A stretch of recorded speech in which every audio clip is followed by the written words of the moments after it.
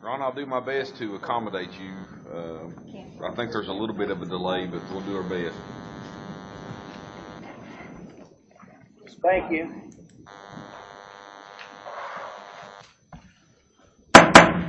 It's now 5:30 p.m.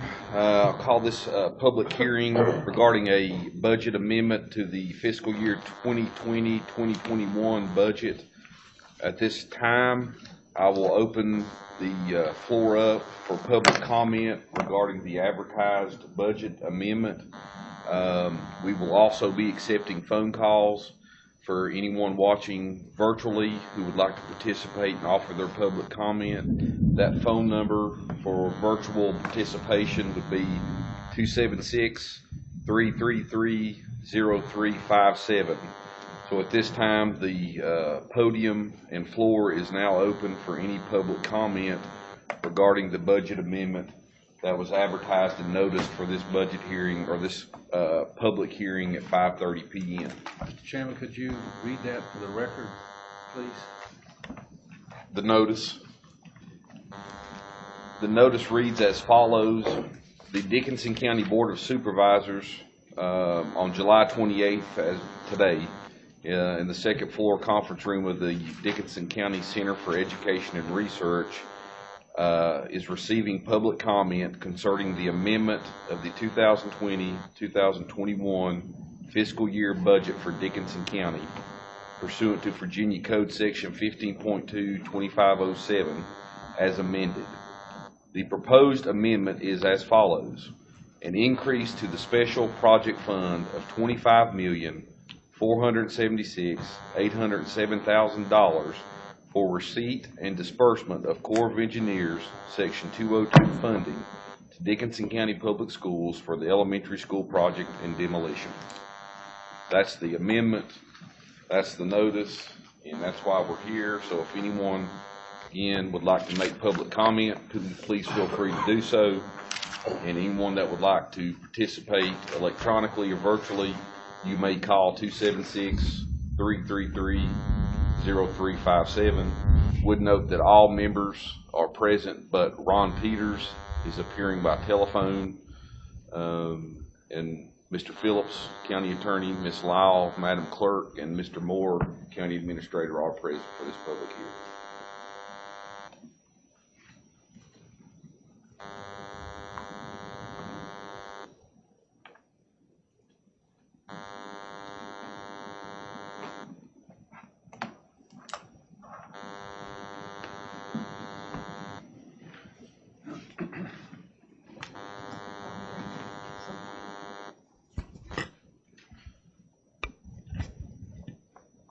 What's the little for?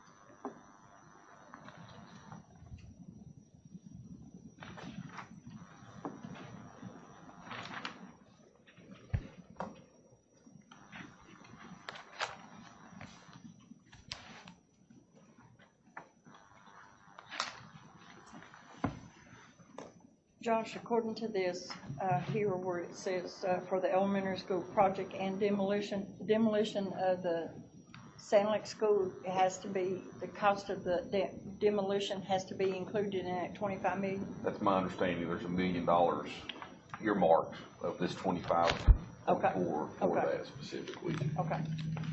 Yes, the numbers are, had it turned there a minute ago. The Corps holds $24,426,816 for elementary school, and there is $1,049,991 for demolition. Almost $4 million. Is that right, or is that Rain. That's right. Depends about how Mr. Phillips, I know we have 15 minutes allotted for this. Do you think we should just use it all, or?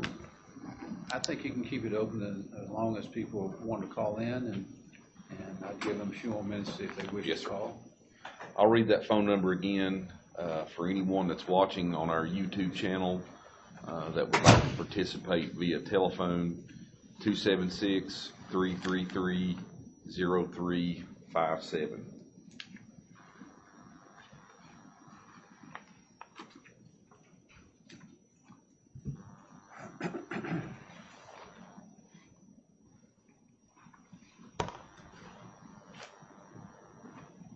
It's coming a heck of a storm here outside, sounds like.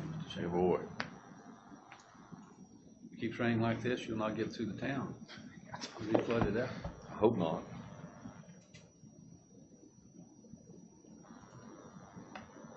Boy, it's raining, it's When raining. I get back up on the ridge, Rhonda's got 2 bad ditch lines. Rhonda's got two bad dishes. She does. Where are they, honey? One's right there at the church. God, that's awful. Church. And Those one's right at stings, the that stings. intersection, We're at the church. right in front of the church. The cemetery, you mean? I don't know, there's water there 2 foot deep. How'd you get through it? Without Never seeing saw- it? I'm in a truck, but I never saw no water. My dad never wanted to be buried in that cemetery. Man, Every grave filled I up with water. splashed it good because I met somebody on the other side Where's the other place? at the 4-way. Didn't you see all that Well, water? I'm in a truck. I'm high up. I can't see. On what I saw there here. The cemetery's floating down, huh? I'll see all mine going back up this evening. I'm coming up on your ridge and look around. I've got most of mine greened out. Especially out Long's Fork and That's a shame, Pastor, for church, and why I can't get the cemetery cleaned out, ain't it? it's, I don't know, there must be a drain pipe right there that stops it. That's always what it is. Cause there's a lot of water in the road. Well, I'm in a truck, so I didn't know. You've got 2 ditch lines clogged up. I'm gonna get, do you know who got out there and cut, you know where you go out where I live by the ridge? You know, as you cut, You know who had to clean you the road did- out to get through this morning? Me. you know who cut that right away right there? Mm-mm. Joe Glenn. I had, 2 Oh, we big could see tree to get branches out. in the road and I had to take the kids and get a haircut today. I saw it mowed and I said, who cut that? I couldn't get through, so I got out and moved them myself one You're off lucky. till Yeah. I could get through and then I got back to the car and called VDOT. Huh? Adam, are we live? Yeah, Yes. we've got 6 people watching now. Okay. 6 people. Yep. See, that's a comment I made on Facebook the other night. I said, Out of all of the people, all the citizens in the county, why is there not more people watching Tree branch, but I couldn't get through. our meeting and the school board meetings? There's a lot more people that normally watch it after it's posted, but. I But don't what know. good does it do to watch it after it posts and complain because they can't Yeah. call in? Yeah, I agree. They can't call in during a video watch. A lot of it is somewhat A boring. lot of it's just information, they Yeah. want information. Some people, I think, I wait to watch it later sometimes. Still, I mean, Not the school me, board, I've the done school it. board. My blood pressure, all up here, I don't wanna watch it a second time. Sometimes I don't can't watch it. She's concerned about her blood pressure. We may just lend her your watch. Yeah, here, Shelby. Definitely.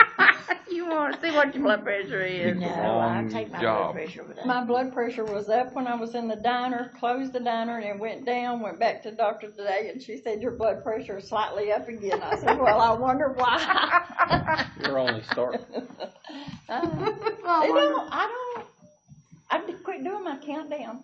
January and February, I said 47 to go, 46 to go, and I quit that. Yeah, I'd quit that. I quit that, so I'm mellowing out. I'm okay.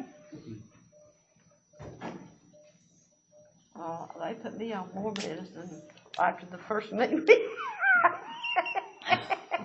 I shot through the roof. Mr. Chairman, I think if you wanted to close out the public hearing, no one is here who's spoken, nor was anyone called. I'll entertain a motion to adjourn the public hearing regarding the budget amendment for fiscal year 2020-21. So moved. Here a second. I'll second it. All those in favor of adjourning the public hearing, please signify by saying aye. Aye. Aye as well. Public hearing is adjourned. We will wait about 5 minutes and we'll start our public hearing regarding the Dickinson County Behavioral Health Performance Contract. I already wore that. It wasn't much in it, usually it's real big. No, there wasn't a whole lot. Kevin's very good point.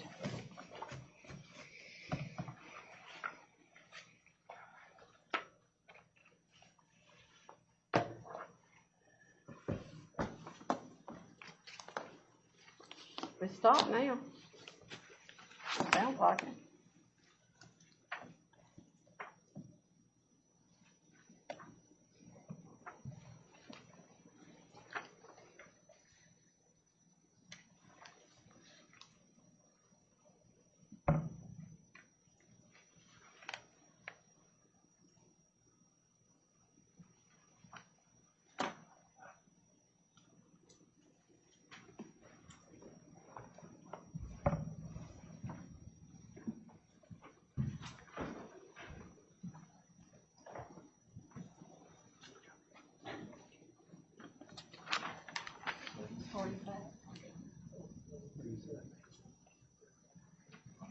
People watching it on the meeting, just refresh the page or go to the, if it on Facebook. Did the governor have his speech today at 2 o'clock? You know, he's supposed to. I have not seen anything about it. I haven't seen anything about it either. For the governor, Yeah, did he speak today? I went to look at the news, but I didn't see anything on it. Well, I haven't seen anything pop up on my Channel 5 news feed thing either, that Who's he gonna speak on for the COVID? COVID, I think. What was he reckon, what he's gonna say? I don't know. That's why I was Go back to trying. phase 2. I thought I was saying He What, did? you did?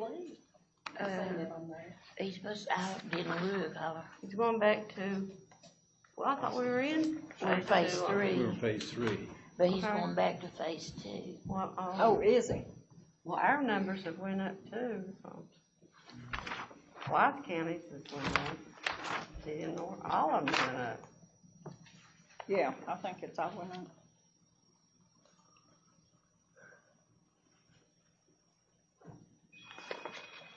There's one. Is that a phone ring? I Oh, thought I heard one. Somebody's cell phone.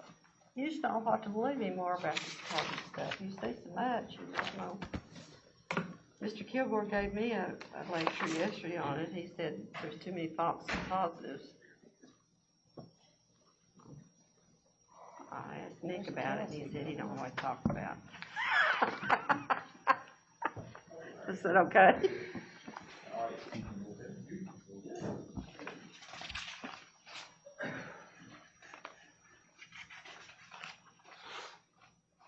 oh, he had one at 2 o'clock. It ain't open.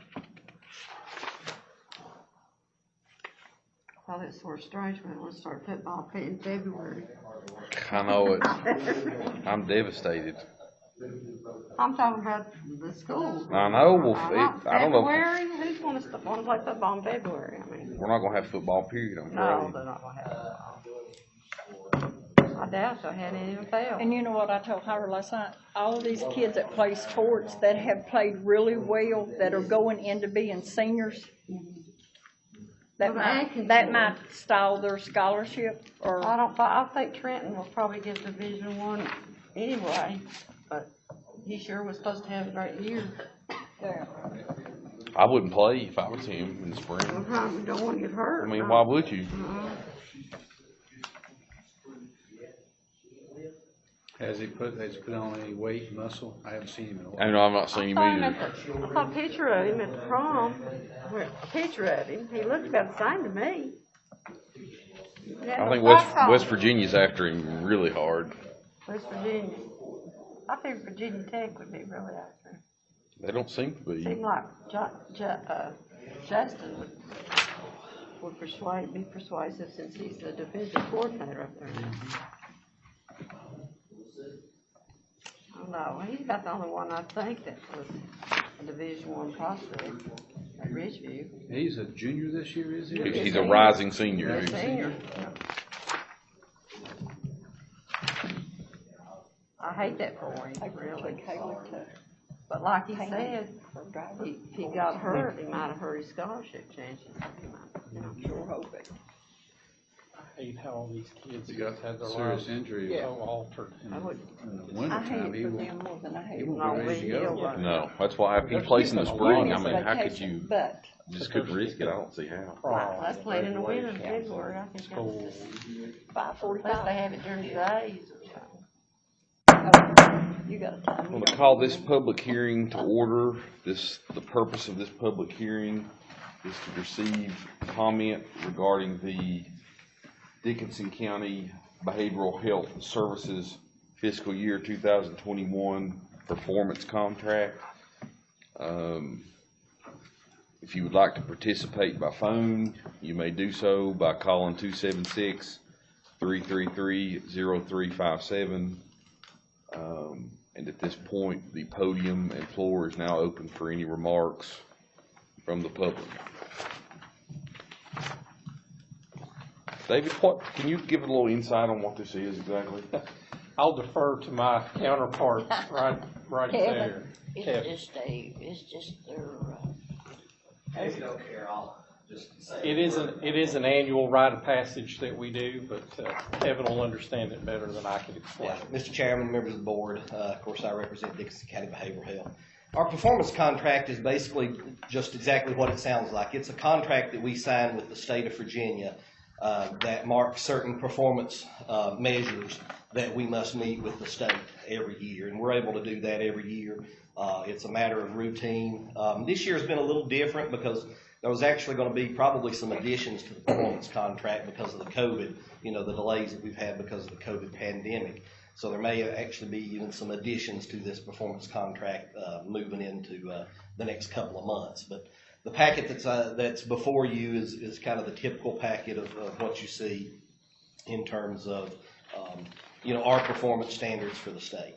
And just kind of as a piece of information gathering more than anything, just to let you know that Dickinson County Behavioral Health Services last year we served about 1,200 Dickinson County residents, for our services, for a total of about just over 33,000 hours worth of service to citizens of Dickinson County. Individuals with both mental health issues, substance use related issues, and developmental disability issues. That's the populations that we serve here. Very much needed in terms of the county. Y'all know we live in a very depressed end of the state, and the county, due to the economic issues as well as job loss and all, it's depression, anxiety, those kind of things are pretty rampant in a lot of our citizens, and that's what we're designed there to help treat individuals for that. So. And I'm answered to answer any questions that y'all may have in regards to behavioral health or anything else. How much local money is actually given from Dickinson County Board of Supervisors to Dickinson County Behavioral Health? It's a 10% local match, so it's about $234,000. For that, the return on investment is we bring about $4.2 million worth of budget back into the county. We hire Dickinson County residents, so that is money. As y'all know, most all revenue and funding that comes into an agency like this, most of it really goes out on personnel costs. So that's $4.2 million worth of services that we're providing here in the county to local county employees, and bringing that into the economy. So I've always argued we're a very good return on investment for that just over $200,000 to be bringing back a little over $4 million. At one point, we were a part of Cumberland Mountain Community Service Board, which is based over in Cedar Bluff. And many, many years ago, the Board of Supervisors saw a need that really wasn't being met here in Dickinson County, and they petitioned the legislature to let us form our own CSB. We are the smallest CSB in the state. There's 40 in total. We are the smallest. We're the only CSB that serves just a single county. So we're very unique in that. A lot of other CSBs are very multi-jurisdictional, and we've actually had to fight in years past for consolidation. We've had commissioners come in the past and say, well, y'all are too small. We want you to consolidate with, one of the other counties, one of the CSBs again, and go back with them. We've been able to successfully fight that, and I think that has been a great success for Dickinson County, because that $4.2 million would basically be going to one of those other CSBs, and then just a portion of it would come back, to local services here. So that would be money that our citizens and our board of supervisors would lose directly, to that. So again, I think we're a good return on investment. Have you seen, you said, have you seen an increase in drug abuse or a decrease, or? Of course, it goes up and down. We are, when I go to meetings, in Richmond, a lot of times the health department especially will put up those statistics. And we seem to always be number 1, number 2, or number 3 on all the statistics that you don't want to be, number 1, number 2, and number 3 on. The last couple of years we have come down. Thankfully we're not number 1 anymore in a lot of those bad areas. And that's overdose by suicide or suicide by overdose, and some of those numbers. But that varies so much. And the thing about it is those numbers are all per capita. So literally one death here can inflate our numbers, a great deal compared to what, some other CSB areas do. It's hard to say, Rhonda. It goes up and down. I think we're making an impact. I really do. I think us, along with drug court, is really making an impact on some of the drug abuse that's here. But in a greatly impacted economically, area like what we have, drug abuse is just something that's rampant. Southwest Virginia is really one of the worst in the state. Of course, the city of Richmond. There's pockets around the other parts of the state, but traditionally Southwest Virginia has been on the low end, or on the high end, of those numbers. But we are seeing an increase. We're trying to increase the number of individuals that we're putting on the front lines. In the last 2 years, we've created about 8 new positions, 8 new jobs coming in, to help try to treat those. We're doing things like peer support services, where we're taking people that have recovered, from drug and alcohol use, and they're actually being able to sit down and talk with people that's gone through the same things that they have gone through. And that's been a very successful program. So the state most certainly sees that it's a very big concern for Dickinson County. That's why they've always continued to fund us. We're able to get a lot of grant funding, a lot of federal grants, those kind of monies. And they continue to pour money into us just because they realize just what a big issue it is down here. I know you have helped a lot of people, and I'm grateful. Well, we try our best. I think we've got a good staff that, I've talked to a lot of other execs throughout the state and hear some of the troubles that they've had in the past, and I'm very grateful sometimes that we're as small as we are, because again, we're about 52 employees strong, whereas, our next CSB, of a small size would have multiple hundred, employees. So we are small, and we like it that way. We can make changes a lot of times more effective quickly within our own agency than a lot of these bigger agencies can. Miss Kaiser still working for you, for your Jane? agency? Starla Kaiser? Oh, Starla, yes, Dr. Kaiser, she is. We actually hired her full-time. She started out with us on a part-time basis when she first came back to the area. We found some new monies from what's called Step Virginia. Step Virginia, they're really revamping the way that the state does community mental health. And we've got 9 different stages that we're going through, or 9 different steps. We're on step 4 right now. But there was some money that came in on one of those steps that allowed us to go ahead and move her to a full-time status. So I'm very pleased to have a Harvard-trained kind of hometown girl, that's working full-time for us in that capacity as a physician. Very good.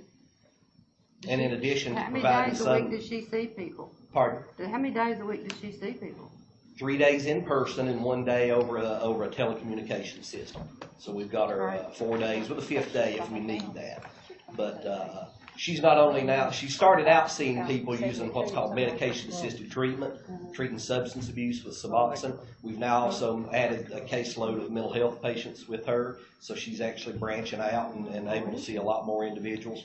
We're also now tasked with doing primary care, initial primary care. So when someone comes in for an assessment, the same day that they come in and they get an assessment, they can literally see the doctor, and if their blood pressure stays out of whack, she can go ahead and start them on medication that same day. So we've come a long way in the care that we're able to provide. It used to be when somebody would call for an appointment, we'd have to schedule them 2 and 3 weeks out. Now they can come in that same day, they'll get an assessment, they'll see a case manager, they'll see a therapist, and they'll see a doctor if needed. Oh, wonderful. Is there any other public comment regarding the performance contract with Dickinson County Behavioral Health? Do you have any calls, Madam Clerk? Anybody else have anything else on this? I'll entertain a motion to adjourn this public hearing. I'll make that motion. Here a second. Chairman. Do here a second. I'll second it. All those in favor of adjourning the public hearing regarding the Dickinson County Behavioral Health Performance Contract, please signify by saying aye. Aye. Aye also. We're now Thank y'all very much. adjourned. Thank you. Thank you, Kevin. We'll now call to order the public hearing regarding the imposition of a courthouse security fee. David, would you care to speak just briefly on that? There are, by Code of Virginia, there's an ordinance in place that already allows for the imposition of a court fee that helps localities fund their courthouse security. Up till now, that fee had been $10. That has been amended to where we can now charge $20. So this public hearing is to take comment on the increase of the proposed ordinance, which will change the courthouse security fee from $10 to $20, which will be imposed through court fees for people who have used our court system. If you'd like to make a comment regarding the courthouse security fee by telephone, you may do so at 276-333-0357. Or if there's anyone in the audience right now, the podium is open for you to make remarks regarding this courthouse security fee increase.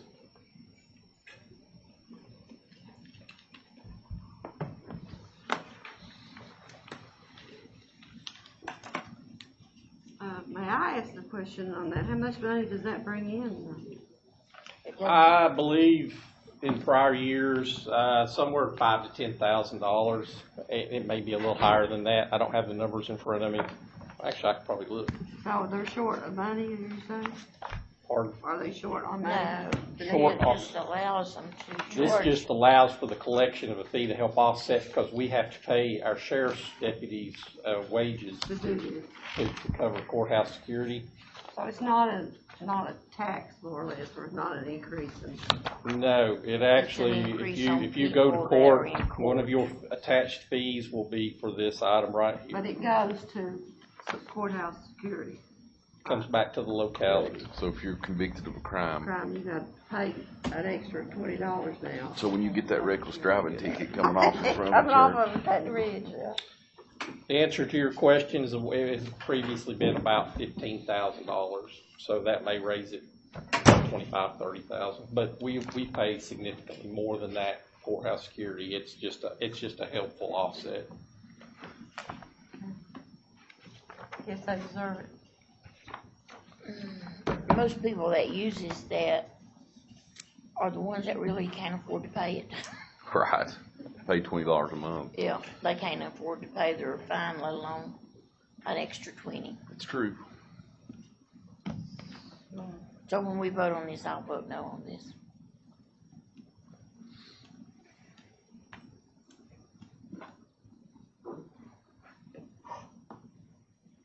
Well, that won't be till the end of the Correct. meeting. If anybody else has a remark regarding the proposed increase in the courthouse security fee, you may call 276-333-0357. Hearing nothing else, I'll entertain a motion to adjourn. Madam Clerk, is there any calls? I'll entertain a motion to adjourn this public hearing. So moved. Second. Somebody second. I'll second it.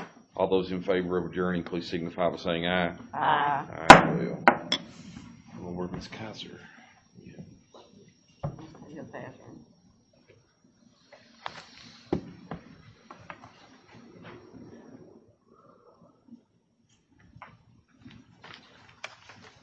Y'all go pasture you. Jim. Huh? We're doing great though. What are you gonna do?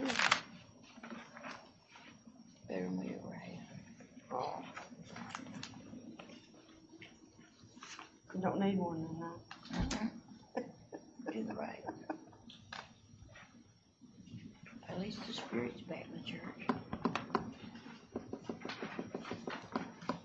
She go to the restaurant? She did.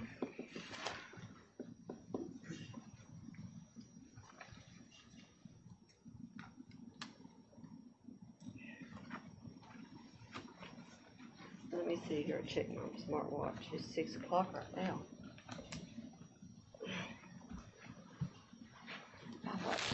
Yeah, I know, I'm just waiting just a For minute. Peggy. Yeah, just a minute.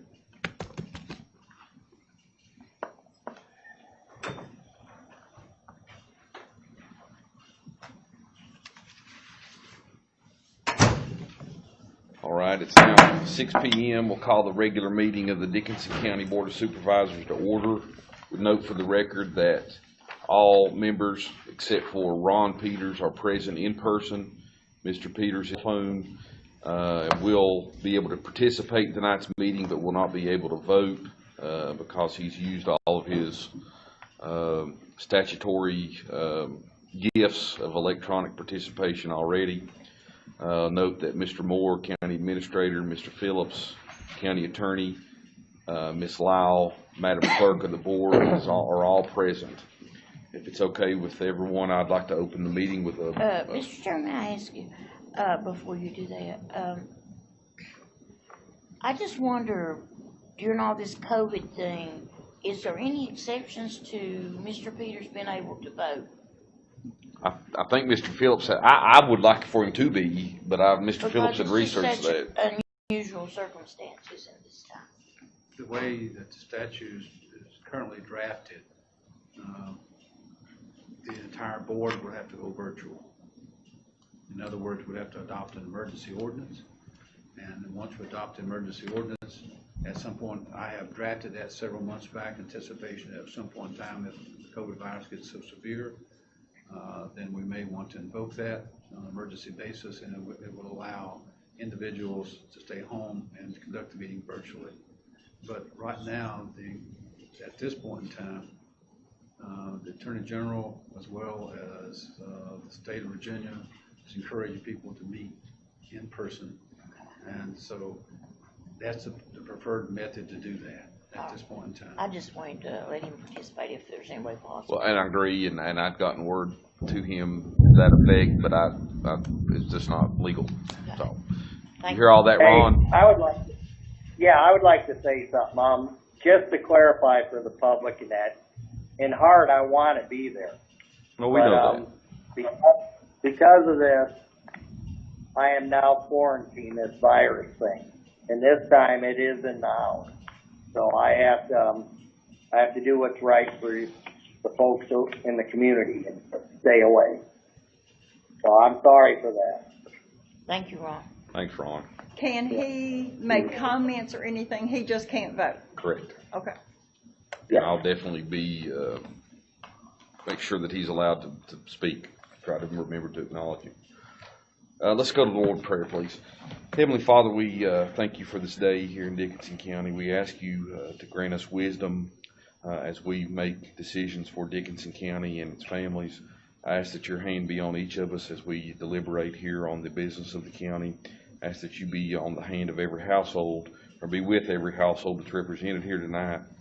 Please bless our community, our state, and our country as we go through this coronavirus. Ask a special blessing on all of our men and women in service, protecting us, giving us the freedom and ability to be here and be open and civil to one another. And it's in Jesus' name I pray. Amen. Ron, can you lead us with the pledge? Sure can. I pledge allegiance to the flag Of the United States of the United States of America and to the republic for which it stands, one nation, under God, indivisible, with liberty and justice for all. And I was saluting during that. We know you were. All right, I'll move on to item number 3, approval of the minutes. We have minutes from a special called meeting from June 8th, special called meeting from June 15th, public hearing from June 15th, public hearing from June 23rd, regular meeting June 23rd, and a special called meeting from July 9th. Has everyone had the opportunity to review those minutes? I have, and I've got a couple comments on some. Go ahead, Ron. First off, the special called meeting we had with the whole school board, I think that's the first minute. In there discusses a position that I identified that they originally wanted to spend $100,000. They wanted us to give them $100,000 more. And I think I highlighted the fact that we had gotten word that that position was just because a previous school board member just wanted his friend to be next in line to be principal of a high school when Mr. Compton retired. And I wanted to highlight this because I think it's important to note that right after this meeting, the school board did take action to eliminate that position, the new school board. The other item I wanted to identify was in our regular scheduled meeting, we had quite a bit of discussion about the school budget because that was the main topic that night, approval of that. And I know I indicated I was kind of perplexed how they could ethically come at us saying that and I use the word ethic, how they could ethically come at us saying that we're going to make the teachers pay for more of their insurance. And that decision's never been in our hands.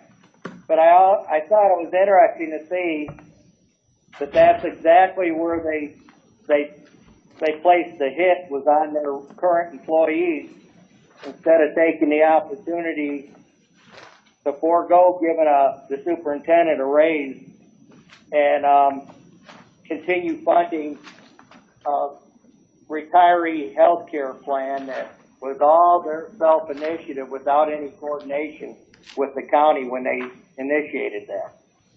And that's all my comments I got on them. Otherwise, I say approve them. Anybody else have any comments? Mr. Chairman, Yes, I'd ma'am. like to go to page 5. Page 5 of the minutes? Yes, So and just 5 in the entire package? I guess I'll direct this to Mr. Moore. You know, when I came on board in 2009, I think we were 2.5 million in the hole, or 3.5, I can't remember which one. But I don't think we've ever been 6 million in the hole, because even on June the 30th of 2010, that was only a year. And when I came on board in 2009, we started reworking the budget to reduce some things. We were only behind 1.579. In August, And I do not ever remember this county being 6 million. in August of 2015, that was the low point. The county was $5.56 million in the hole in the general fund. That was the lowest point at the end of any given month. That was just a month, right? But that still counts. But it wasn't at the end of the year. Well, I mean, Well, here's where we are. Ms. Willis, if you don't approve these minutes, then don't vote to approve Yeah, them. We're not I having mean, a I debate just on wanted- budget right now. I We got a know. long agenda, so we either need to approve the minutes or don't. I just thought that I wanted to bring that to his attention, that I don't ever remember us being that forward in the Well, hole. close. So do you have a motion to, do you disagree with the minutes? No, or I do not. Does anybody have any other comments on the minutes? Do we hear a motion to approve the minutes? So moved. We hear a second. I'll second the motion to approve. All those in favor of approving the minutes from the aforementioned meetings, please signify by saying aye. Aye as well. Have a number 4, approval of the agenda. Mr. Moore, Mr. Phillips, or any other members, are there additions or subtractions to the agenda? We do have a few. We'll do the deletions first. Item 15 will be deleted. Item 16A will be deleted. May I give an explanation? Yes, Mr. please. Chairman? Mr. Chairman, the Dickinson County Board of Supervisors Council have moved forward, and we have drafted a package that we're calling the interim financing agreement package. We didn't get that finished up until Monday of this week. In addition, there's also a resolution that goes with that on 16, division of the joint Wells Fargo account. The school board's attorney have not had an opportunity yet to thoroughly review and to comment on those agreements, and we would respectfully request that these matters be deferred until we either have probably a special call meeting to consider these matters. But they have been drafted. They are in the hands of school board council, and we'll wait for their comments, and so that we can hopefully finalize these agreements and get them back in front of us. But that has taken place in terms of drafting and submittal to the school board's attorneys. Any comment on that or questions? Any other additions or subtractions by Okay, anybody? that was the only, those two are the deletions, and you have a separate handout, which is the 2 additions. Item 5 will also include the June 2020 financial summary, so that will be May and June. And item number 8, we need to have A, and that will be for the adoption of a non-discrimination policy. Is Mr. Mormon's going to appear by phone? He is supposed to. Yeah, I'm on the phone now. Yes, sir. Okay, well, we'll I'm get on to the phone you now. very quickly, hopefully. So we Those- have, go ahead. Those are the only changes that we have to present. So we have the deletion, the proposed deletion of item 15, the proposed deletion of item 16A, the addition of 8A, and I guess the other piece to we don't really need Amending of 5. Amending of 5, so. Right. Do I hear a motion to modify the agenda with Mr. those, Chairman, I make a motion that we accept the agenda as presented now, with the with the proposed? deletions and the additions. Yes, ma'am. Do I hear a second? I second it. All those in favor of adopting the agenda, please signify by saying aye. Aye. Aye also. Move on to 5, County Administrator's Report. All right. First, we'll do the 2 financial summaries. The first one is in your book. This will be the year-to-date financial summary for the current fiscal year, which started on July 1st of 2019 and ran through June 30th of 2020. For the month of May 2020, general county revenues were $1,935,366. Expenditures were $2,666,460, giving year-to-date at the end of May totals of revenues $22,539,827. And expenditures were $27,534,308. Local coal and gas road improvement fund for the month of May, revenue was $282,866. Revenues were $133,740. The year-to-date through the end of May, revenue was $3,491,603. Expenditures were $3,630,197. The E911 fund for the month of May, revenue was $23,589. Expenditures were $41,157. Year-to-date through the end of May, revenue was $443,635. Expenditures were $538,587.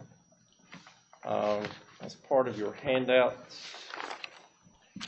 we have June So for the month of, same fiscal year period, for the month of June, general county fund revenues were $4,959,131. Expenditures were $3,068,925. Year-to-date, revenue was $27,498,958. Expenditures were $30,603,234. Local coal and gas road improvement fund for the month of June, revenue was $1,618,184. Expenditures were $137,997, making year-to-date totals revenue of $5,109,787. Expenditures were $3,768,194.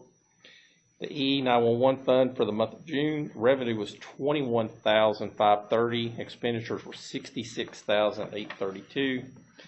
And for the fiscal year, revenue was $465,165. Expenditures were $605,419. Not good. Not good. Is there any hope on the horizon? Yes. Last year, of course, there are things inside these numbers because these are all cash flow numbers.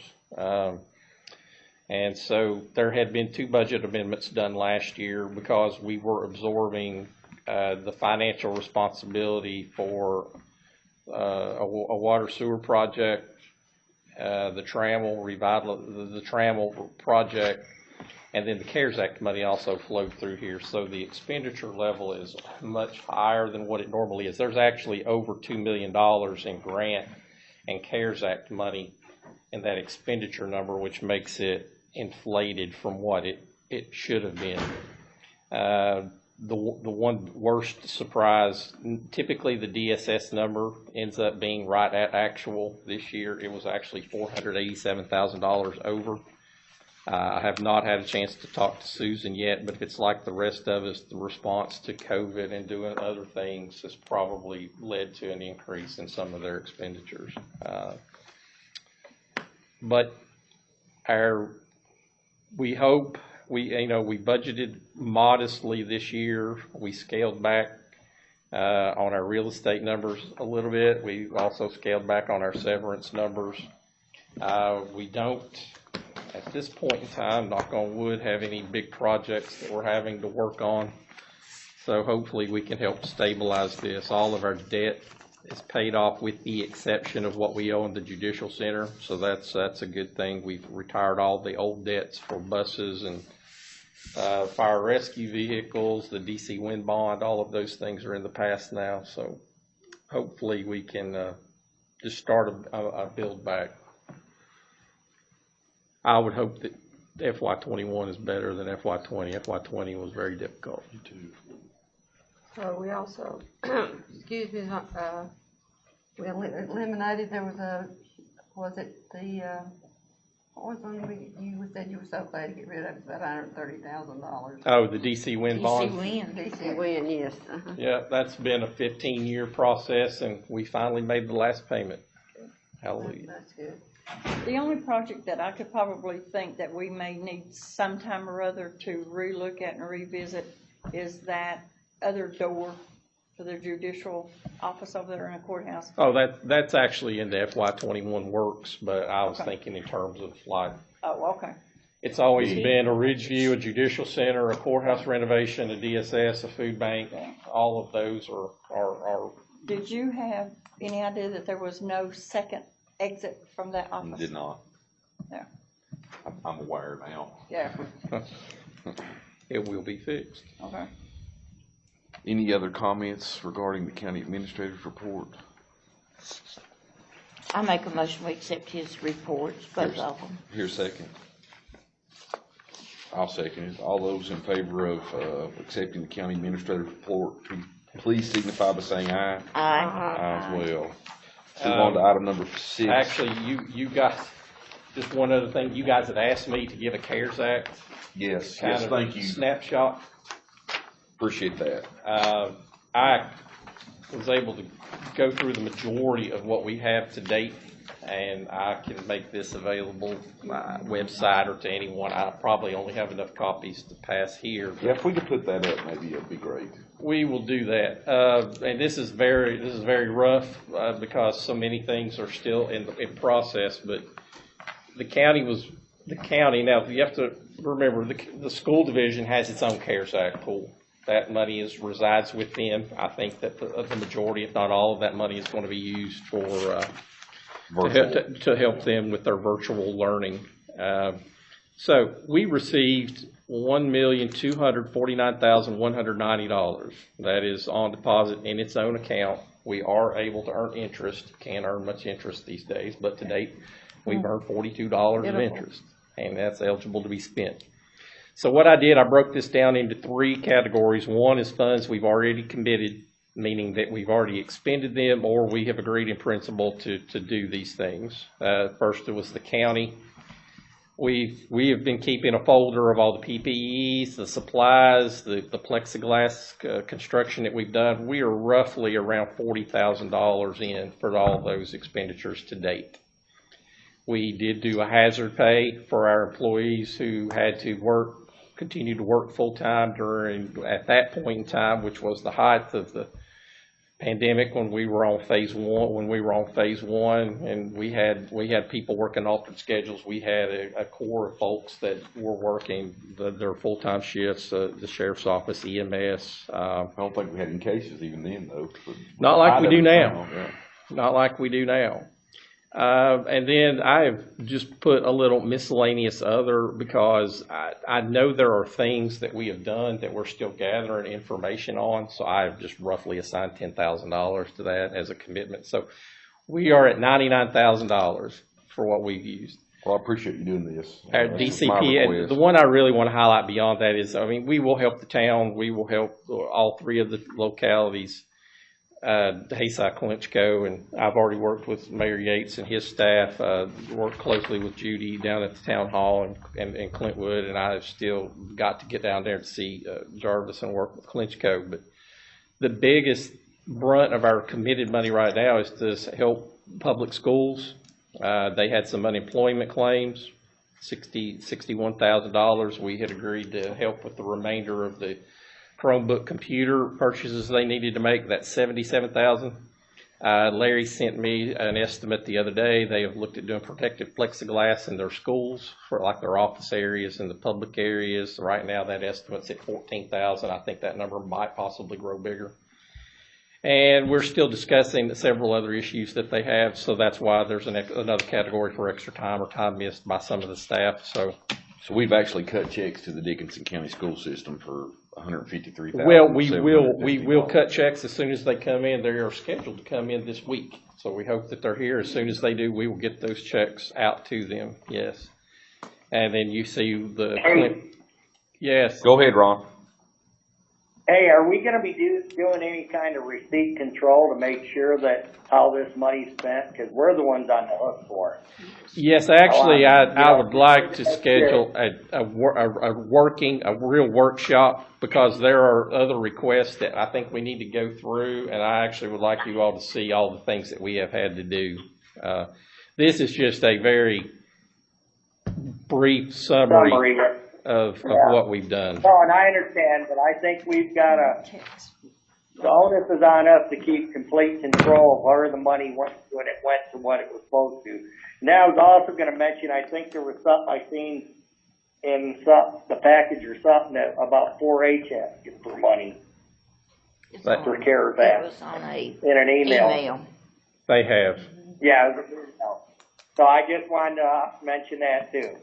I think, Mr. Chairman, if I might, I think what Mr. Peters is referencing, he would like to see some information flowing back from the school board that those funds were actually expended for the funds that were allotted and appropriated by the board, to make sure if we do get audited, we have those receipts and verification. Exactly. Yeah, I agree totally. They were.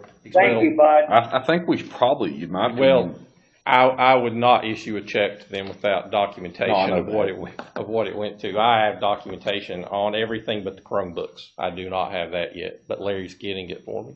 I think that, we have given David some guidance, and I think we all agreed to liberally help the school system any way we could, and we obviously have, and will continue to. But I think we probably need some guidelines on. I'm not necessarily wanting the board. I don't want every time David or Richie needs to buy a face mask to come ask us. But if it's above $10,000 or something, I would sort of like to have the board being a part of that. I'm good with that. I'm not sure if we need an actual adoption of some sort of motion, or if that's just some guidance to give David. I Or think this board can give your administrator the guidance on how you wish you. what do you all think about that? I think that's fine. I think he's, Not to, and I'm not saying you're not. I Right. appreciate what you've done and are doing with it. Ron, I wanted Yeah, to my comment, go ahead. Ron, I wanted to let you know that I text you a copy of this CARES Act list that David just gave us. I text you a copy of it. I appreciate it. I seen it popped up. I just wanted to mention, by no means am I questioning David, and we do want to help the school. I'm not saying that's inappropriate. I just think that we need to protect ourselves and make sure that we have something to show for where the money went. I totally agree. But it's nail on the head. That's only good business, to have a receipt Yeah. for your expenses. I don't think we need to vote on that. I think David knows will do that very well. That sounds good. Anything else on? So I guess we need to pivot back to 6. Well, I wasn't insinuating Bud needed to monitor it. I was just saying Bud's comments were exactly what I was. We're all on the same page, Ron. Mr. Chairman, do you Yeah. need a motion to allow him to spend up to 10,000 without our? Well, what do you think, Ms. Wells? I mean, Actually, I'd prefer that all this go through, we'll clear it through a workshop or a meeting every time. Everything, I okay, would rather you all, I can present it as a separate. So we don't need to make no motion? No, Okay, thank you. I don't want that kind of, because I'll get requests for $9,900. No, I would rather you all see everything as it clears through, and I'll also make sure that you all at least know there is supporting documentation, and we'll provide it as much as I have it. Like I say, I've got documentation on everything. Well, I appreciate your willing to do that without us having to give you guidance. Sure. Yeah, I do. Yep, Ms. Willis, anything else on that? No, thank you. Okay. I guess, David, we'll go back to the expenditures piece then, the general county fund. Yep. I don't know, did anybody have any questions regarding checks? I've taken a few questions. The broadband, $25,000, You want to explain that? Explain that a little bit. Didn't he send an email? that's what, we can use 25,000 of the CARES money for that? Oh, you're back to CARES Act. Okay, I I thought. thought we Oh, yeah, were down still there. on that, but we're not. Well, what my thinking there is, we're doing a broadband study with the IDA and We TNL. can talk about that later. One of the primary focuses, one of the very first things that we've done is have them ask the school division where their populace of students are, so that we can target those areas where they are not served at all or are severely underserved. And one of the big deals about the CARES Act is doing infrastructure pieces that assist with virtual learning and that. So I was thinking that possibly we could try to get reimbursed for half of the cost of the study. Because I think that we're making, one of the primary reasons we're doing this, is because of the virtual learning, and we have the absence of so many kids that don't have access to it. So our study, and Eric's done a fine job with it. He's talked to Ms. Robinson. He's gotten a lot of good information. He started mapping it for us. And so if we were going to make that a primary focus, I think it's more than reasonable that we could take, we probably can't pay for the entirety of the study through CARES Act, but at least half of it should be, because it's I didn't know that. Yes. it is a primary. So we're trying to trying to think of things and how they apply to COVID response. And we're trying to work with I mean, our local We ISP provider. haven't yet, and hopefully not, had to set up emergency tents and hospital, doing hospitalization type things for overflows.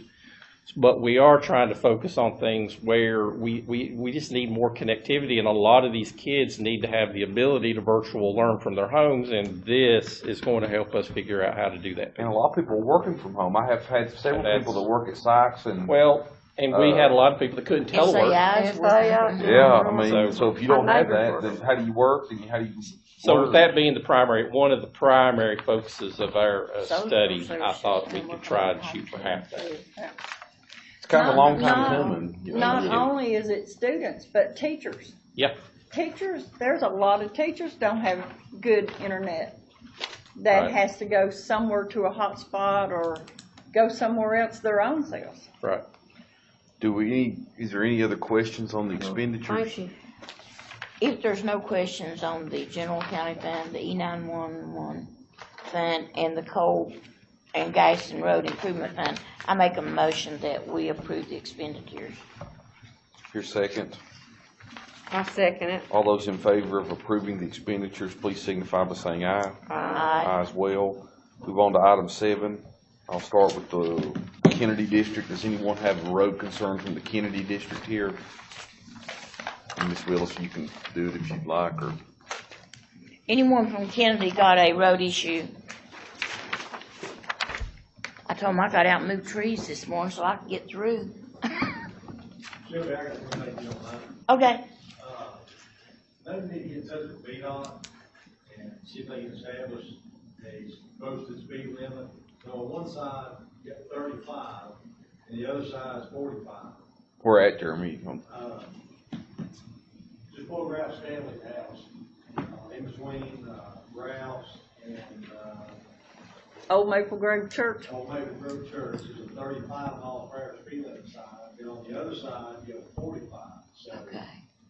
kind of, touch base with them, see which it is. Okay. Are you requesting a speed study, or would you, Evidently, they've done had one, right? years ago, but there's a lot of traffic now out there. Well, I will say the 35-mile-per-hour sign is very old. It almost looked like someone has stuck it up there. So, I will check with VDOT on that tomorrow. okay, Thank you, Jeremy. you're welcome. Anyone else from Kennedy? I've got several potholes and things reported, they just haven't done them yet. Go ahead, Mr. Chairman. Anybody from Clintwood District have a road concern? Down at the end of the road. Yeah, I noticed that yesterday. Yeah, I noticed that yesterday. Seeing Joe Glenn down there again. Said Joe Glenn cut our right away out by us Ridge to Granny Ridge himself. See if David will give him a weed eater. Oh, you give him weed eater, I'm weed eater. You'll do it, I'll do it in video. He did cut our right away from where you live on Bias Ridge to get on the main road to County Ridge. He cut it. I don't know. He's sort of crazy, I think, sometimes. Oh, well, no, I'm not going to. You'll be like me, no pain.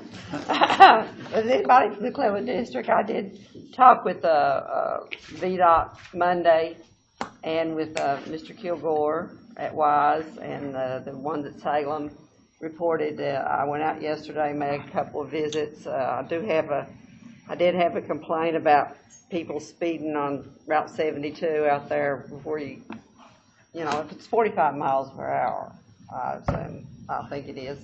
But they said that, I don't know if I'm sure you monitor that road. It's a straight piece of road, and people. State police monitors that road often. Do they? Yes. Well, I had somebody complain that people were speeding out too much out there, especially when the bus stops. There's two places I think the bus stops.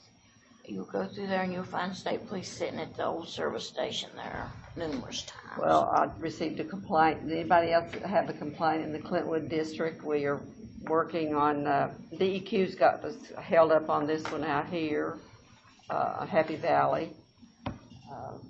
I'm just like everybody else, it doesn't seem like they're cutting any weeds or cleaning out any ditches. Ditch lines are bad. Ditch lines are terrible. That's what's causing a lot of our flooding and massive damage we're seeing. Anybody? I am grateful they did pave the road, and they had put the arrows around a couple of really steep curves on Route 83, the main road coming into town.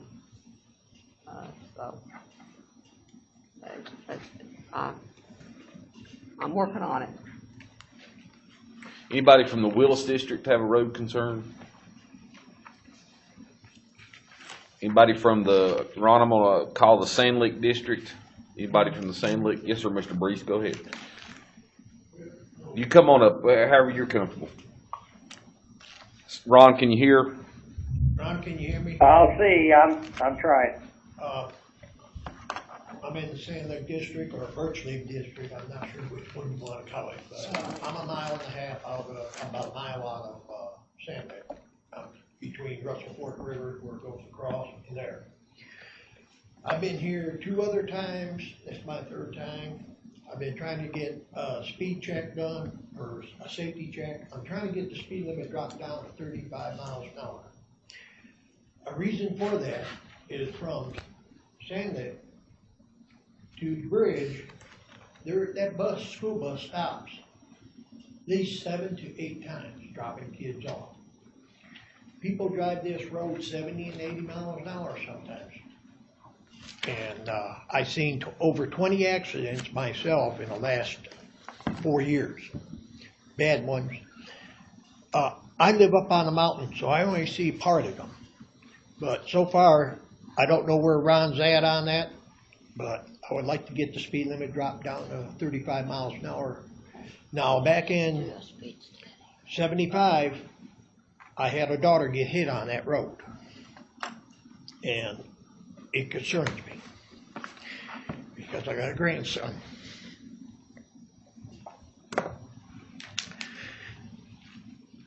I've been here, like Okay, I said, 3.5 years. Are you done, Mr. Brees? Just so we can let him know. What? Do you have anything else you want to Yes, say? Just so we and, can, he's still talking, Ron.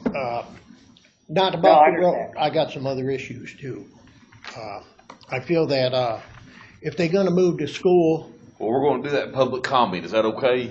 We're on roads right now. okay, on roads, okay. You have full opportunity in public comment to Okay, do that's all I that. have to say. I'd just like to hear what's going on. On the road? On the road. Yes, sir. Ron, do you have a response?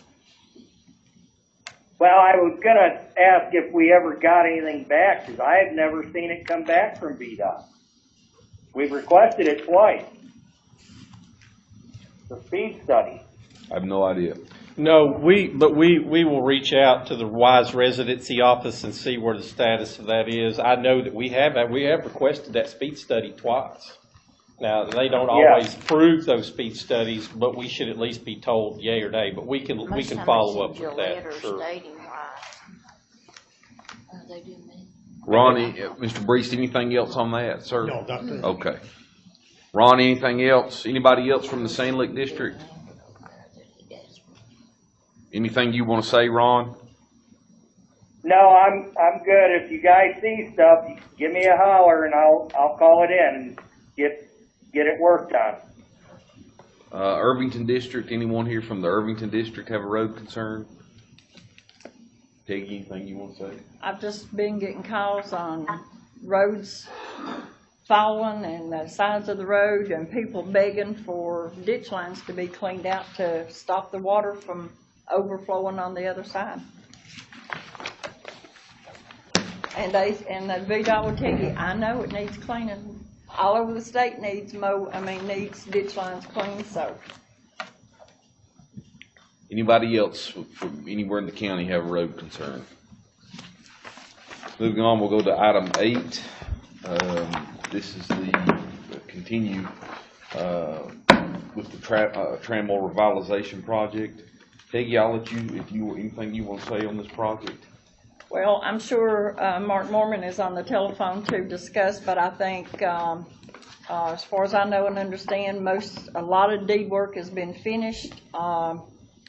They have made some contractors available to get some bids in. Probably will be selecting contractors by Friday. So I think there's starting to be some movement. And then we will ask Mark to go ahead with his comments. Go ahead, Mark.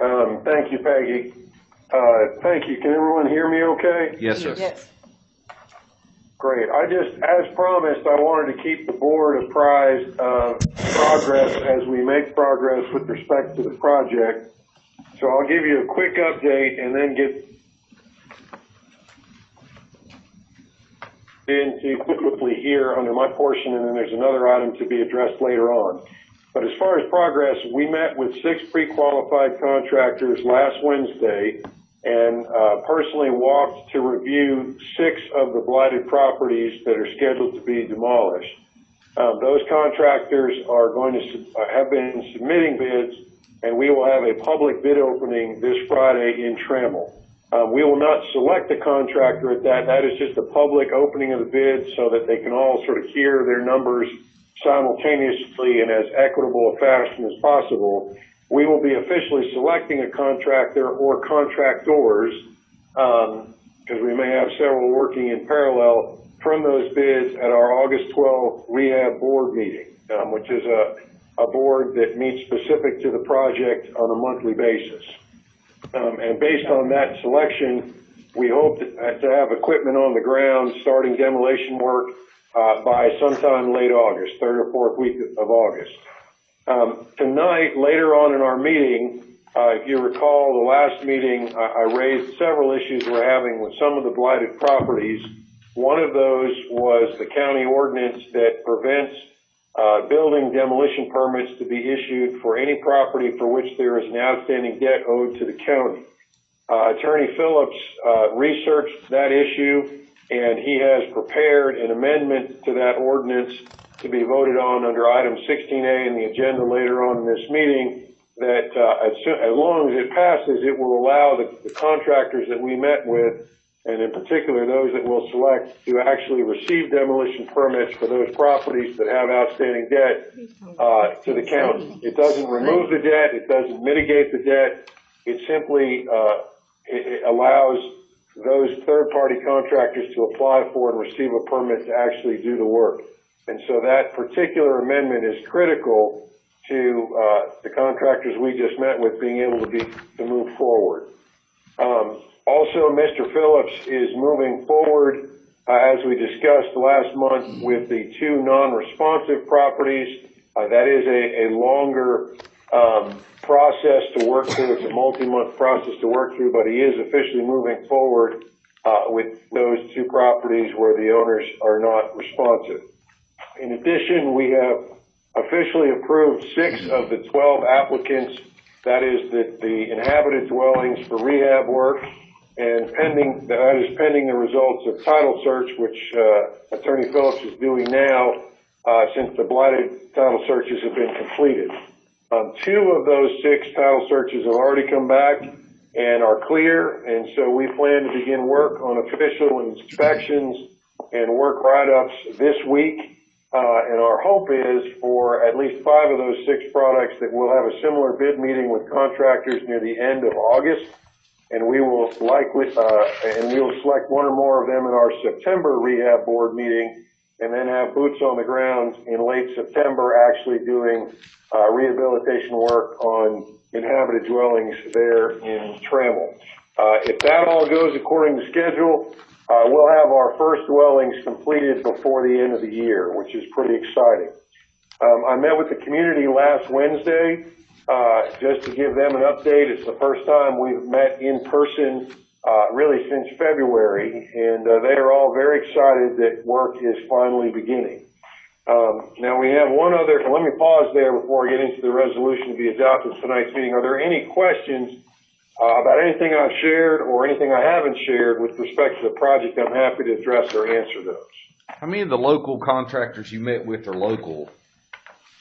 They are all local. Very good. Now, by local, they're not necessarily all from Dickinson County. How many were from? I believe of the ones who were there, 2 or 3 of the 6 were from Dickinson County. Very good. Thank you. So about half of them, yeah. And that was very important to us, obviously, and the other half that aren't are as local as you're going to get and be outside the county, and that they were from adjacent counties to Dickinson. So we don't have anybody, from far away that we've imported in. But great question. Any other questions before Sure. This is Ron. I've got a question that may be for this or later on. I think there's something to do with a deed on the playground area up there in It's on. Yeah, I don't the think that has agenda. anything to do with this, Ron. Yes. It's totally Well, separate. no, I know, It's but not- I'm just asking, I understand that. What I'm gonna ask is any of the community centers or the community center, is that all privately owned? Or is it part of some of this? Yes. So that's the part that applies to No, the warming. Right, and that's a great question. The current Trammell Community Center is one of the original 100 or so dwellings that were in Trammell that was purchased by Bins County Community Center and operated loosely as a community center for Trammell for a number of years. We used to meet there for our meetings. However, it has fallen into such a state of disrepair that Bins County Community Center asked us to no longer meet there. And so we've been meeting at the church there in Trammell instead, and most recently outdoors in the playground that you guys will be voting about with the quitclaim deed later on tonight. However, Well, that and the reason, said, go ahead. well, let me just finish the comment here, because I might answer your question. The residents of Trammell have expressed a strong desire to have a community center and one that is their own. That is, that's not owned by some entity outside of the community. And so I've sort of earmarked that as one of the potential projects we might take on under phase 2 of this overall project. This is phase 1. Good. We're anticipating there'll definitely be a phase 2 and perhaps even a phase 3. Okay, the reason I'm asking is we are looking at somewhere in there to put a Wi-Fi hotspot for that community through the Cumberland Plateau. That's the reason That's what I thought they did. But I haven't had a house service designated as that. Is Or there I not? can go to the internet. Ron and Mark, I met last Wednesday, can't think of the guy's name, but they are looking at putting that hotspot at the present time at the Trammell Baptist Church. I have been in contact with Mike Yates, the pastor, and he doesn't see any problem with it, but he said that he would check with the deacons or the board of the church, and is, as far as he himself, he's glad to have it to be there, to where there's a shed that's got picnic tables that they can sit at and use. That's a good idea. That little house that's there has got a covered porch. They could probably sit there. And then the parking lot to the church, people could stay in their cars there. So right now, That's what I was after. That's what I was after. And that's where the if I may add, sure, go ahead, Peggy, I'm sorry. That's where the hot spot is, because the guy told me it has, some of their equipment has to be put inside. And, so those buildings has electricity, and they can put some of their equipment on the inside, out of the weather. And if I may add, because it's an excellent question, in that Trammell suffers from what a lot of these rural mountain communities suffer from with respect to access to high-speed internet or even cellular connectivity. Part of what is slated for phase 2 for this project is to make high-speed broadband and reliable home phone access available to every member of the community.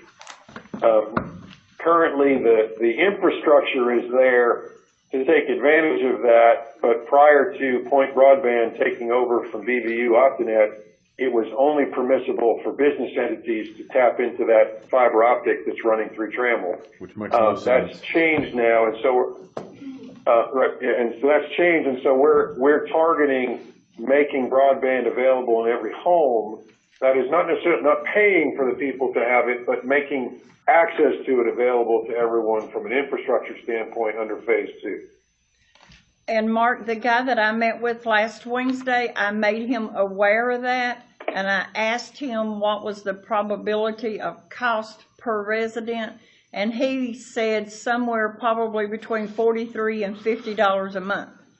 And I told him that you would probably be in touch with Point Broadband at some point to try to access internet, since the fiber optic lines was already there in Trammell. So I made him aware of that Thank you for for you. doing that. Great, thank you. So good question, Ron. Are there any other questions about the Trammell project before we get on to the resolution to be adopted? I don't believe so, Mark. I believe we've all reviewed the Okay. non-discrimination policy. If you don't have anything to add, Mark, go ahead. Yeah, I do not. It's only, the board already approved one of these 2 years ago. This is a revised copy that came out of DHCD literally yesterday or the day before that they've asked for the county to approve since it's been revised. Very good. Mr. Phillips, anything from, do I hear a motion to adopt the non-discrimination policy that's presented in our packet of information? So moved. Here a second. I'll second that. All those in favor of adopting the non-discrimination policy, please signify by saying aye. Aye. Aye as well. Mark, was there anything else you needed from us tonight? Only when you vote later on under 16C to pass that amendment that Attorney Phillips has put together. But that's, that's for later on. But thank you for the opportunity to just keep you up to date on the project. Chairman, if you wish, you may take it out of order while he's on here. Yeah, I believe if we may, we go ahead and go to 16C in your packet. I was thinking the same thing, Mr. Phillips. Appreciate that. Mark, I think if you want to just give a brief rundown, or Mr. Phillips on that, the building permit issue, is that okay? Sure, I can give the history and Mr. Phillips, if I misspeak anything, please feel free to correct me. But again, the history here is that of the, there are 14 or 13 targeted blighted properties for demolition under this phase of the project. One of those is the large company store. The others are dwellings that are in various states of disrepair, from literally just debris on the ground to burnt out shells of buildings. In order for the county, specifically Chris Rakes, to issue building permits to a contractor to demolish them, they have to be free and clear of any debt owed to the county. And at least 6 or fully half of the ones other than the county store have outstanding tax liens owed to the county right now. Some of them are extremely in arrears. 2 properties in particular are 20 plus years in arrears. What I was asking during our last board of supervisors meeting was not to abate those taxes. I think they ought to stay on the properties, but it was to make an exception, or in this case an amendment to the existing county ordinance, such that the building official can issue demolition permits and the taxes remain owed to the county, but it would allow us to move forward with improving those properties by returning them to green space. It makes total sense. Mr. Phillips. Go ahead, Mark. Right, so Mr. Phillips wanted to research, does the Board of Supervisors have legal precedent or ability to in fact do such a thing, and discovered that you do, and therefore has prepared the amendment that's before you that would allow that to happen. It's a perfect thing. Demolish a blighted property and keep the tax lien. So I don't see why we wouldn't do it. Mr. Mormons has accurately stated everything that we've been involved in, but also I want to expressly thank the building inspector, also the treasurer, who were involved in helping us get this done, and so they deserve some of the credit as well. Sounds good. Do we hear any motions on the? Hey, this is Ron. Quick question. For the whole I county? have no concerns about doing this whatsoever. I think it's the right thing. I guess, but am I to understand these green spaces still retain in the ownership of some private citizen that hasn't paid their taxes? That is correct. Correct. That's correct, yes. And at some point, we'll probably have some kind of system where, I know the treasurer's been going through and trying to get these put to bed where they have to pay, or the green space goes up for sale. That's correct, So, Ron. Yes. yeah, I'm trying to stop it. We need to do it. All right, Sure. Mr. Thank Phillips, you. is this for the entire county? No, No. I didn't think it was. this is That's just what for we this project only. That would be a chaos. You had to have your taxes paid before you got a building permit, wouldn't it, Chris? We still do. Well, you have to, that's the whole point of it. What, I'm talking about. But you do already. In But the does part of the the building state permit, Trammell? for you Yes. you have to have your taxes paid? Yes, you do. That's correct. Well, I worked at that for years and years, and I don't remember anybody telling me that part of the building process. That's why we're doing permit. what we're doing here. That's why. Well, that's why I asked, was it just the If I whole can give a county? If We I can already give a have it history, in the please, county. Mr. Chairman. Since when? May I, Mr. Chairman? Yes, please. Mr. Chairman, basically, several years ago, there was, more than several years ago, there was an opportunity to try to collect back taxes on properties that were delinquent. People were coming and getting permits to do their reconstruction or their demolishing, but would not pay their taxes on this property. And the way that the treasurer and the county determined the best way to do would pass a resolution that if you get a building permit on your property to do renovations or building, whatever it takes to do the property work, then you have to get your taxes paid up front and get those paid as a lien. It constitutes a lien. And so a resolution was passed as allowed by the statute from the Commonwealth of Virginia, gives us the right to put in place that if you want a building permit, pay your taxes in full, then you get it. All this does is waive that lien for this project. I understand that. But the lien stays in place. What year did this occur? I don't have a resolution in front of me. It was but when I Remember, was Chris? working and doing permits, cause we had to look up the taxes on that. It says on that first line, August of 2013. It's been a long time. Yeah, it I've happened been during retired that 6 term. years, or 7 years. So it's been Used to, there. it wasn't the thing you did, nobody, It I'm was just, back in, I've been retired 7 years, so I guess that's right. it's about 20 years, hadn't it? Chris, it's been 20 years or This- longer. No. It's not been This, that long. this actually came, hey, this is Ron. Shelby, this came when you and Gary were on the board. Danny Edwards came and asked for this ordinance because it gives them another tool to force the other people building or was try to vacant, get them to but pay they their enforced taxes. it. Correct. The other building inspectors did not enforce it. Mr. Chairman, if we don't have any more questions, I make a motion that we go ahead and pass this amended resolution Thank for you. the Trammell. Here, a second. I'll second it. All those in favor, please signify by saying aye. Aye. Aye as well. So we could strike off 16C. Thank you, Mr. Mormon. Thank you, Mr. Mormons. Now we go back to 8A. Thank you for all I your think we help. already passed that, didn't we? No, I We guess go to we, 9. did we gotta go back to Up to 8A. 9, I thought. We're 9. No, that's right. Move on to item 9. Miss Missy. I had asked Miss Mitzi Sykes to come from the IDA to sort of give us a rundown of what the IDA's been doing and the status of any sort of economic development and anything like that. So I'll turn the floor over to you. All right. Well, thank you for having myself and Larry Yates, my chairman, is here with me this afternoon. We are working on a couple of projects that I can give you some updates on. At our meeting last night, the board authorized me to submit an application to VCEDA to help with the development at our Red Onion site. That application is going to be for up to $1.6 million.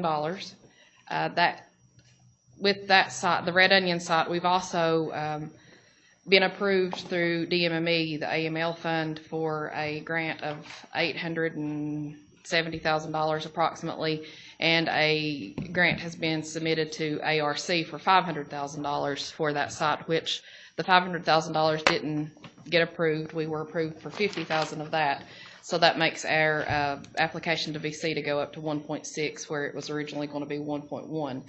However, we have made some contacts, Chairman Yates did today, with Tamara Holmes from DHCD to find out what happened with that application and if there's anything that we can do to maybe resubmit or would make the application stronger. But we are going to go ahead and apply to VCEDA. The application's due August the 17th for up to $1.6 million.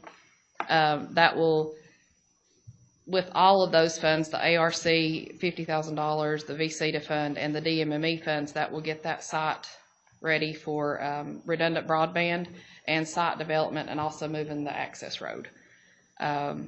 We also voted last night to submit an application to VCTA for up to $750,000 on the broadband project that TNL is currently working on for us. We entered into a contract with them early in the month to do a study of the broadband needs in our area, and we submitted a letter of intent to DHCD or to VODI on July the 13th to apply for VODI funding for that, the Pound River area. It doesn't cover just Pound River, like it goes down Brush Creek, it'll go up South Mountain, goes to the Lake Road and down to Skeet Rock. There'll be about 350 homes, I think Eric said last night, that would be covered in that area.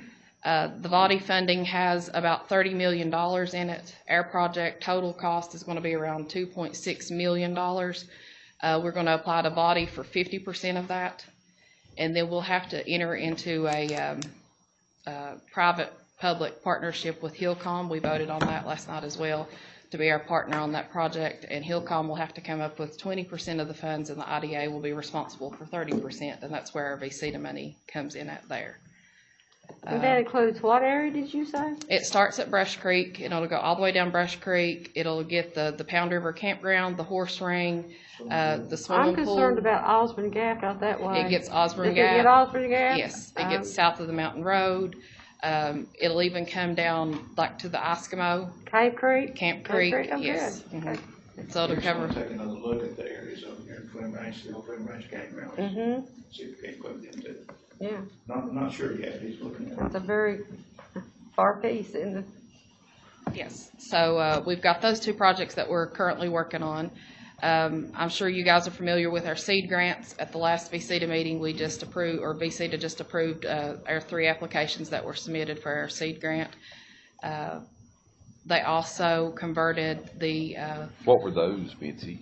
It was for Little Dock Hollow Hemp, Yates Recovery in Haysaw, and What is Trailhead that? Country Kitchen. The Yates Recovery, what is that?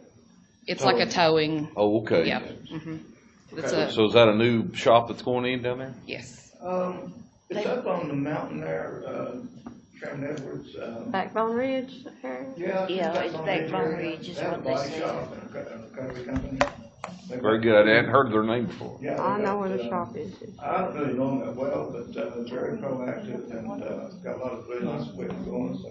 Very young. Yeah, it's young. Young guy. He's really good, he's a go-getter.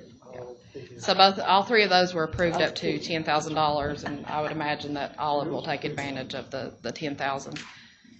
At that last VCTA meeting, they converted the loan on the town of Clintwood water line into a grant. So that's off the record now. Let's see, there's also an application coming due for the CPROP money. That's through the Cumberland Plateau Planning District. And we talked last night about submitting an application for this round on a broadband project. So we began to work on that today as well. And hopefully we can maybe help out Hillcom with their percentage, or the IDA with their percentage on this VODI project. So we're hoping to partner with those. But I've not heard back from Jim Baldwin to see what his response is on that application. We meet the 30th, and it's going to be at home. Okay. The application's due the 17th, August the 17th, CPROP. And that's for up to $200,000. We've already received one grant from CPROP, and that was for the Thunder River Campground Bathhouse. We had to jump through some hoops to get that one, but that one is finalized, and we're clear to go on that, and Dean's ready to begin construction down there on the bathhouse. Let's see here. On the school demo, I'm not sure if you guys are up to date on that, or you need me to give you a little. Sure, please. Okay. I didn't, but Lehman met with some contractors yesterday on the abatement of the asbestos out of the buildings, and the bids for that will be opened on August the 6th. So we're going to have a contract for the asbestos abatement, and then we'll have a contract to tear down like the bigger buildings, and then we're going to have a third contract to tear down the smaller buildings like the double wide, the ag center, the tennis courts, And the reason they're breaking that up into 3 contracts is to contractors. try to get local Yes. contractors, I so. appreciate that very much. That was Yes, This big. is for the high school, Glenwood High School, and Hayes High School. that is correct. And I know a lot of work went into that, and that was a major, of course, all of us, but I know I was very opinionated on that, and I'm Yes. glad we got that done, so. it's good. And like I said, the abatement bids should be opened on August the 6th, and Lehman says about 2 weeks after those are opened, that we'll be able to put out a bid for the demolition of the buildings. Good. So you can be looking for that in the paper. And let me touch back on broadband. There's a survey going around. I know it's on our Facebook page, the county's Facebook page, the website, for internet speed. So we encourage everybody to take that. Take it at different times of the day, from your office, from your home, from different places, but take it as many times as you can so that we can get some feedback on this broadband study that TNL's doing. I've contacted Jeff Lester. I'm hoping he will do a free, I know we're gonna do some advertising paid, but I'm hoping he'll do a free story for us to try to get word out there for people to take that. And Eric is working on a news release right now, a press release on You're supposed to take it different times of the day? You can, yes. I mean, I took it one Multiple time, but times. you're supposed to take it multiple He- times. Over and over Yep. as many times as Well, you one can. lady texted me and said, if you don't have internet, how are you gonna answer this survey? That's true. Well, that's a good question. I That's one know. of the questions is. I know. Yeah. Well, So, you can do it by your phone. You can do it by phone. Which, when you can link the website from your phone when you're somewhere, and one of the responses is, I don't have. And that's big. And that is really Yeah, one of the so we big can get money. keys. I mean, I understand, it Some of the seems, comments that we got regarding, Yep. you know, folks that don't have internet service. I didn't know you're supposed to do it different times. and we are willing, if there are people that want to shoot us a text or call or any way they can get in touch with us, just to let us know, this is my home address, I've got no service. And I have no internet. We will be glad to Yes. incorporate those addresses into the survey as well. That's really okay. important, really important. Well, that's just like, April Hay that's sitting back here. She lives 3 miles, maybe. I don't even know exactly how far. Probably don't take me over 5 minutes to get to her house. You go up, over on Dog Ranch Gap, and over to her house. That area right in there has got several homes. Mhm. And there's no kind of internet. And with her a teacher, she's having to either go to the school, go to a hot spot, you know. And that area, and even across my road, on Dyers Chapel Road, the other end that hits Dog Branch Gap has no internet. But I have wonderful internet with Comcast on this end. Yeah, hopefully the study that TNL's doing will identify more areas and we'll be able to reach. So if they say they don't have internet, they can get in touch with your Me, office. David, If Eric. we have your 911 address, that helps us map it, and we'll be glad to report those as low Okay. service areas. 'Cause I got a response. And the more you can get for a The certain. more area- data points we have, the better off we are, because it will help drive our numbers to show how many underserved and no service people that we have. Okay. And to the people that don't have internet, students or employees, we do work with people here at the Education Center. We have a computer lab just down the hall that I can make arrangements for them to come and use. Well, that's what I was going to ask you. I don't know if you have any, I don't want to interrupt your presentation, but I would like to see us open this up. And I don't know how you and David or whoever would need to arrange it. I assume we could do it by appointment. Yes, Or if that's there's a usually how family we that do needs it to now. come in and, because I know the school Absolutely. system's going to do downloads. Right. So I'm not sure if they're going to make like USBs available or if the student will be responsible for downloading their material, but I would really like for us to open this up so we can I would be happy to work with the allow, I school know we've got system on plenty that. of room, so how would Yes. you suggest that we do that? Or could Well, you work on something? currently, people just contact me and let me know that, they So need to just use the anybody needs space. access? Yes, So can we maybe market that a little bit and just Yeah, say, be glad to. contact Mitzi and Yep. we have to do some social distancing Right. with it, but if you need 3 hours, let us put you on the list and you can have the room for 3 hours. That'd be great. There's a county employee, actually, that when school closed, she was having to come over here for her kids Well, to get online. we need so to use it. I mean, yeah. why not? And you could use this room, or whatever. But I'll I'd put appreciate a that. advertisement out there on that. Very good. Let's see, Larry, what are we? I know me and Rhonda, I don't know about anybody else, we've been inundated with the Green Property Project, and I know you and Yes. Chris have. Yep. Have we, number one, I guess, have we sort of address some of the business owners that are adjacent, some of their concerns? And number two, are there any prospects on that parcel at all, or? We don't have any prospects on the parcel just yet. Lehman and I talked about it today, and he said if we could get about 4 days of dry weather, that development out there will be complete to the stage that we plan to develop it, and then we will start to market that. When we were in a contract with Land Partners, we did market that property, and VCTA does market it, but as far as being a standalone, market, we haven't, just because it's not been developed, but we do plan to kind of ramp that up once they get finished with the construction out there. As far as the landowners, we've received several complaints. We've just worked very closely with Greg Widener at T&L, and any concerns that the landowners have had, he's been able to come back with a response. And at our meeting last night, we have decided to direct all of our complaints to Gerald Gray, legal counsel for the IDA. And DEQ did come. They did come today. And Lehman said that the meeting went well. Chris, Can you update us on that, Chris, please, since you're here? And I don't mean to put you on the hot seat. DEQ did come today on a complaint, they had to come out on a complaint, and they seen that in Burkhardt that all the control measures in place. They recommended a couple of changes off upstream, and we told them once we removed the silt fence, we were going to put in those little ditches, basically to keep water off Canon's driveway and stuff. And they understood the tight situation we had on the property line there.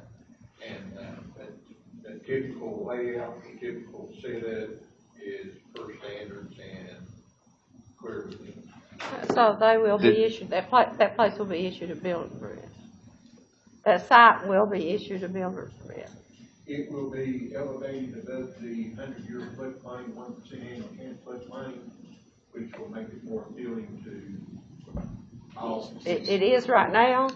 I mean, Originally, it was in the floodplain. It was in the floodplain, but right now it's not in. It has been elevated above the floodplain. And so Chris and Mitzi, and I know, Chris, you've dealt with a lot of the complaints. I guess, and I'm not griping or anything, I told the folks that I'd try to get some answers for them, and it sounds like it's been resolved, but I guess, when you got an adjacent business owner who's employing people here, Yes. you the best thing is to extend maybe a conversation to them and say, hey, we're doing this, and I've spoke with and I know Bradley that's not several easy times. to deal with people sometimes, but I mean, they employ a lot of people, and I Yeah. like to be respectful to their concerns. Mr. Rasdick, when was the last time y'all talked to them, or Yesterday. did everything seem to be okay now, or? Michael and Tiffany. Yeah. Tiffany, that's who you're talking about? Mike and Brandon are who I mean, they've been in talked to. business a long time. Yes. Like I said at the board meeting last night, they said that with any further complaints that they would direct those to Gerald Gray, and he's prepared to handle those, and I told that to them last night, and they seem to be okay with that. Have we looked at possibly talking to like Clintwood Lumber or some of our local business people to see if they're interested in expanding on that site, if we don't have any other prospects for it, or? No, we Is that haven't something we yet. thought about, or? We haven't yet. We did talk about marketing that site at the meeting last night, though. Yeah. Yes. Well, I'd like to try to reach out to our local people first and see if we can work up a deal, if they can make 5 or 10 new jobs. I mean, I don't know, that's just something I've thought a lot about. It's 9/10 of an acre, right? Yes. Hillcom just recently finished the broadband project out on Honeycamp, so that was exciting, and the people out there are very happy. And they've been a real good partner on that project, so we're ready to work with them on the Pound River project now, too. I think that's about all of the updates that I have, unless you guys have any questions or you want to add something. Yeah, I need to speak to the board just a minute if it's admissible.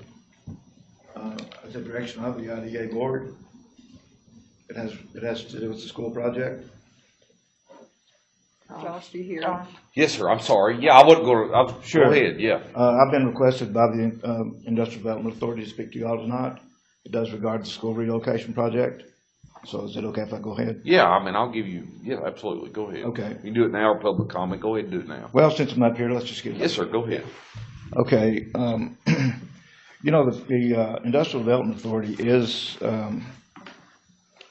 is a part of the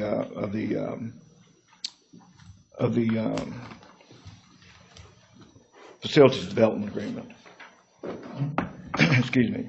We're a party, have been from the beginning, and our board voted last night for us to remain a party to the facilities development agreement, to stick to the conditions of the facilities development agreement as they are presented in the original document.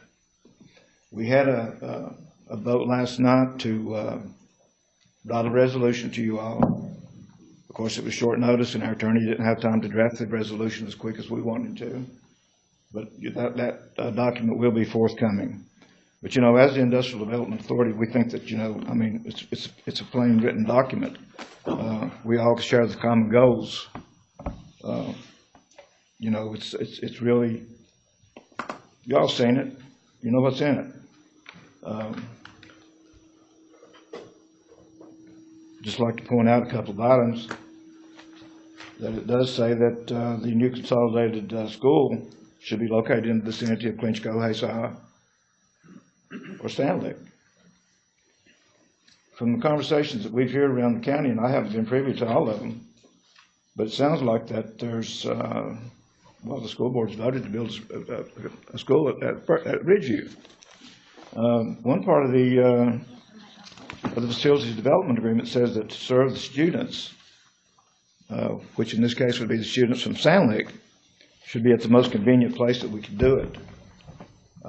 As a member of the Industrial Development Authority, I'm speaking as a member of the Industrial Development Authority this afternoon. I don't agree with building a school at Ridgeview to accommodate the students at Sand Lake.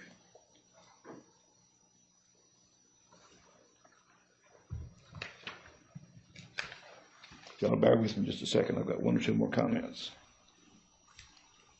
It says it should be centrally located, locable document. And it should be irrevocable, and it shall be that the location upon the above referenced educational facilities should be constructed. Now, I know y'all have already heard all this before, but I just wanted to bring it back to your attention and tell you that the Dixon County Industrial Development Authority had a vote last night, and it was not a unanimous vote. We were down 2 members last night. We had 5 members in attendance. We had 4 out of 5 affirmative votes. So if we were up to a full roster of 7 votes on the Industrial Development Authority, we'd still have a majority vote. So that's where the Industrial Development Authority stands on the relocation project. And just want to put you all on notice that you will be hearing more from us.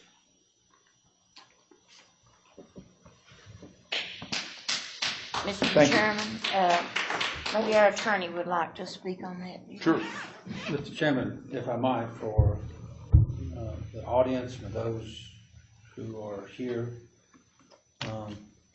there are some things that have previously taken place that actually, in my opinion, as legal counsel, and it has also been pledged to the court of Dickinson County, that the facilities development agreement is not applicable and is void or voidable as to the location of the public school that is being considered.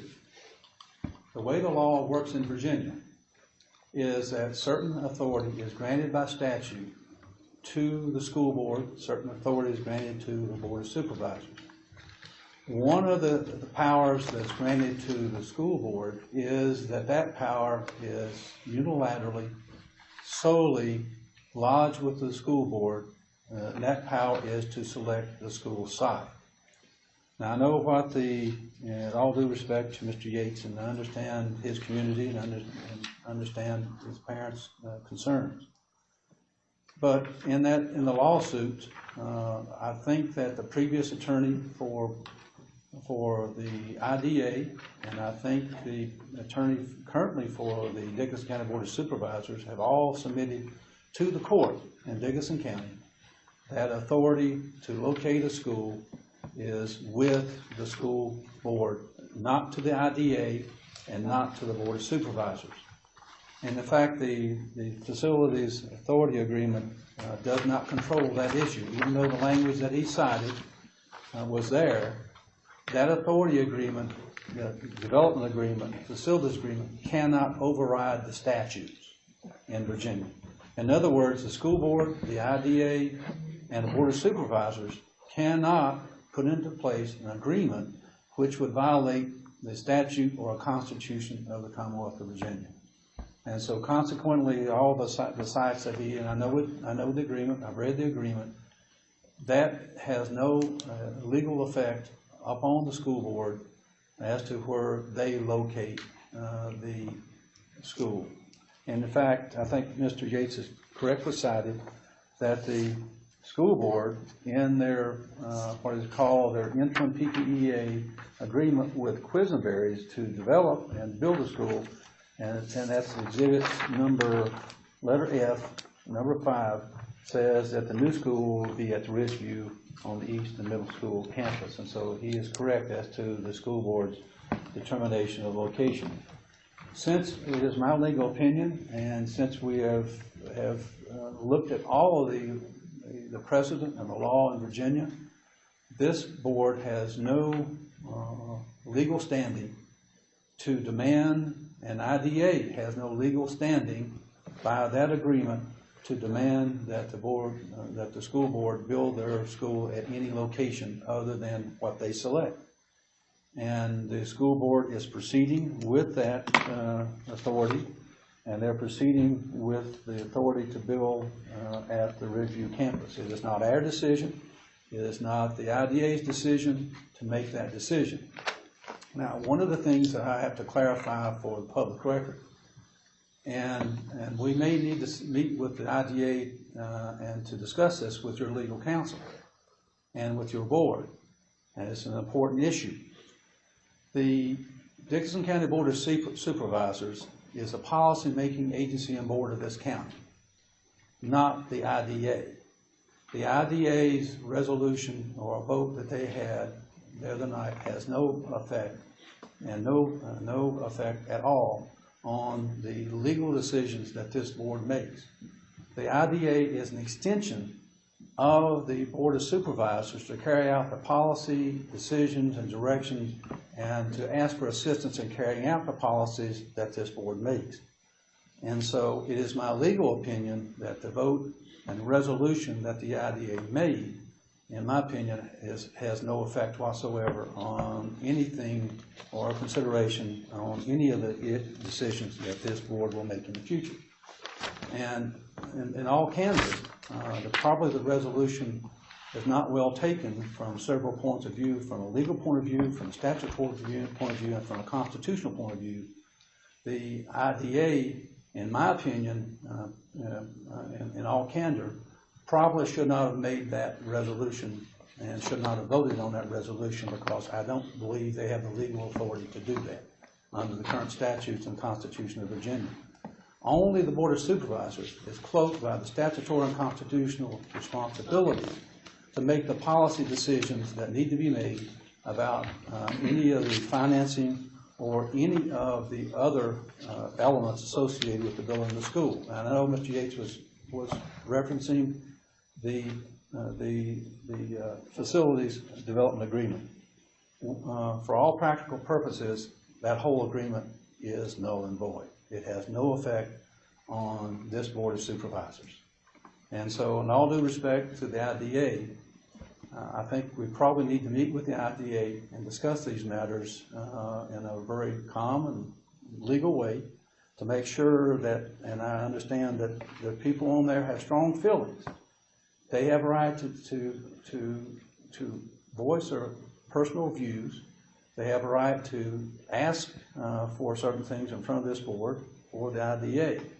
But when a IDA puts things in a resolution that it may not have the authority or power to do, it gives me grave concerns as county attorney as to the direction of the IDA. And it's not a real criticism of any members. I know that people from Hayside, they're good people, good members on the board. They have strong feelings about the location of this school, but when it comes down to it, I don't act on emotion. I don't act on wishes. It is my responsibility to give legal advice based on what I think the law is and the facts are. And so consequently, I have to say that the IDA probably overstepped its bounds last night when they passed this resolution. Thank you. Thank you. Thank you, Mr. Thank you, Delegate Phillips. If I could make just a couple more comments. I fully am aware of what the, what a resolution is. I know it doesn't really hold a lot of water. I'm well familiar with that. I just don't get where you say that the facilities development agreement would be null and void whenever this board, the Industrial Development Authority Board, and the school board has stuck with that agreement now to build Ridgeview High School, to tear down and demo these other buildings. The reason I'm speaking here tonight, one of the reasons, is as the chair of the Industrial Development Authority. It's my responsibility to perform all duties incident to the office as may be prescribed by the board, from time to time, including but not limited to the execution of deeds, mortgages, bonds, contracts, and other instruments. The Industrial Development Authority still contends that the FDA is a legal document. So I'm just doing my job. I was asked by the board to come here and appear before you all. I have. I know that you all think that I'm speaking from my heart. I'm speaking from my heart for all of Dixon County, not just Hayside, not just Irvington, not just Clinchco, and not just Clintwood. I'm speaking for every citizen in Dixon County. And I appreciate y'all's time. Thank you, Delegate Phillips. If I might, Mr. Gates is a very good member of the IDA, and a very good individual, and I know his heart is where his heart is, and I understand his heart, and the Hayside people are heart as well. But there was a key thing that he read in the statutory definition of what the IDA does, and in that it says that the IDA takes its direction from the Board of Supervisors. We're aware that y'all appointed this. Yeah. I know Take that. directions on all matters regarding policy issues and issues of responsibility of carrying out their economic development agenda and policy. And the issue here is that the facilities agreement is in the reason that you were a part of it to carry out the Board of Supervisors' direction of how to build and facilitate the building of the schools. Well, that agreement fell apart. That agreement is no longer in existence. It worked when it worked, and then it doesn't work. It doesn't work at all now because of the legal challenges and because of the challenges that are there. And so, in other words, and I can put this in, I guess, as clear language as I can. The policies and issues of the IDA can rise no higher or cannot exceed the directions of this board. I know that. So how do I perform my duties as being the chairman of the board then, going by our articles of bylaws? You look to this board for your direction. Thank you, sir. All right, thank you. Move on then, thank you, Mr. Gates and Mr. Phillips, to item 10, public comment. The podium and floor is open, as well as the phone line. The number is 276-333-0357. But there's no particular order. If anybody's here and wants to speak, just first come, first serve, and you'll be recognized and have a 3-minute limit. And Madam Clerk, will you run the time? Will you run the clock, please? Do you need to read the rules? I don't know. I don't have that in my packet, I don't think. Mr. Phillips, do we need to read the electronic? We have posted outside, I believe, Thank you. we have posted for everybody to review the public comments section and requirements, and it's out there for everybody to review and posted for review. And I don't think we have to read it every time. it's my opinion you do not. As long as it's posted and it's available for everybody's review, and it's out there for everybody to see a review as to what their responsibilities are and how they are to conduct themselves.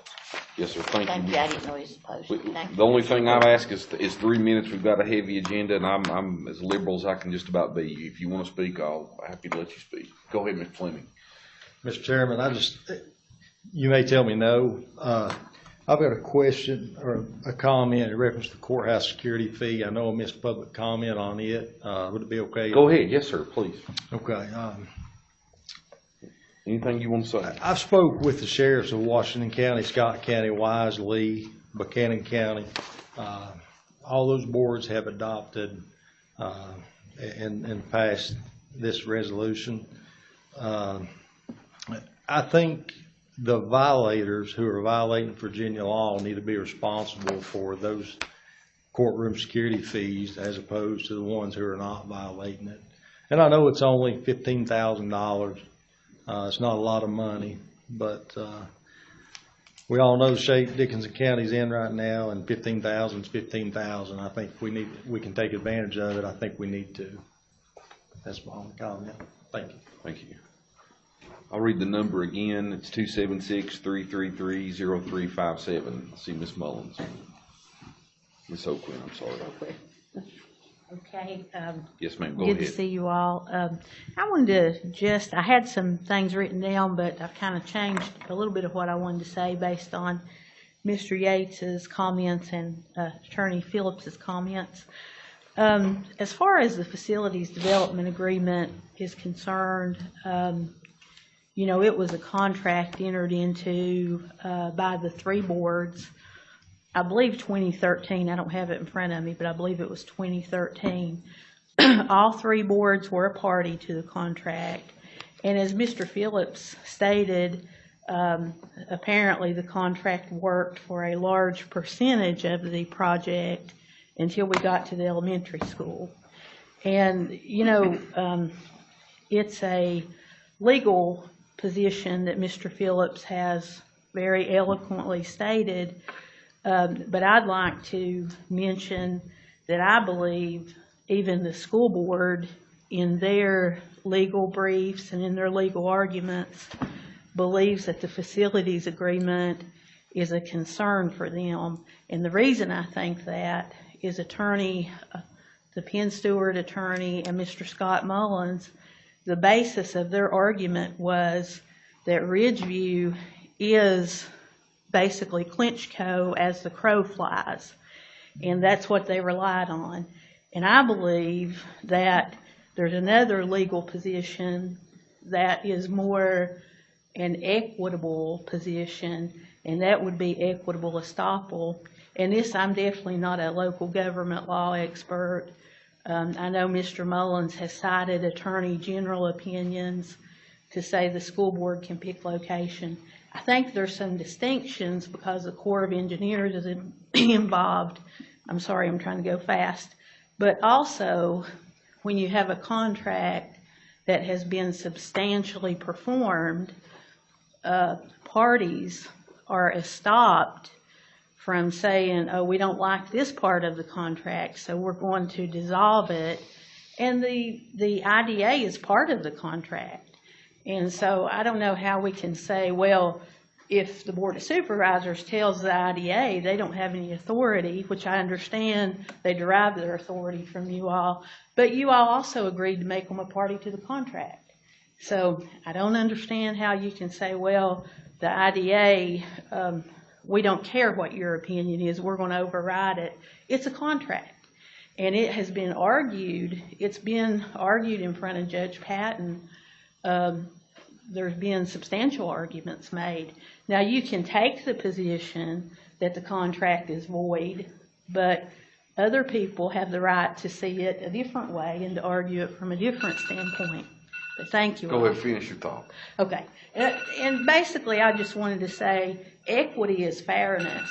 And fairness is if you're going to say a contract is binding for 75%, 80% of a project, and then say, oh, well, we don't like this part, we're going to stop it, that's not fair, that's not right. The Corps of Engineers, all the time when they come to meet, they come to the meetings or they send an email, they talk about location should be a decision between the school board and the community that is going to be affected, and that's the San Luis Casey area in Clinchco, because Clinchco had to close down too. They were in a floodplain.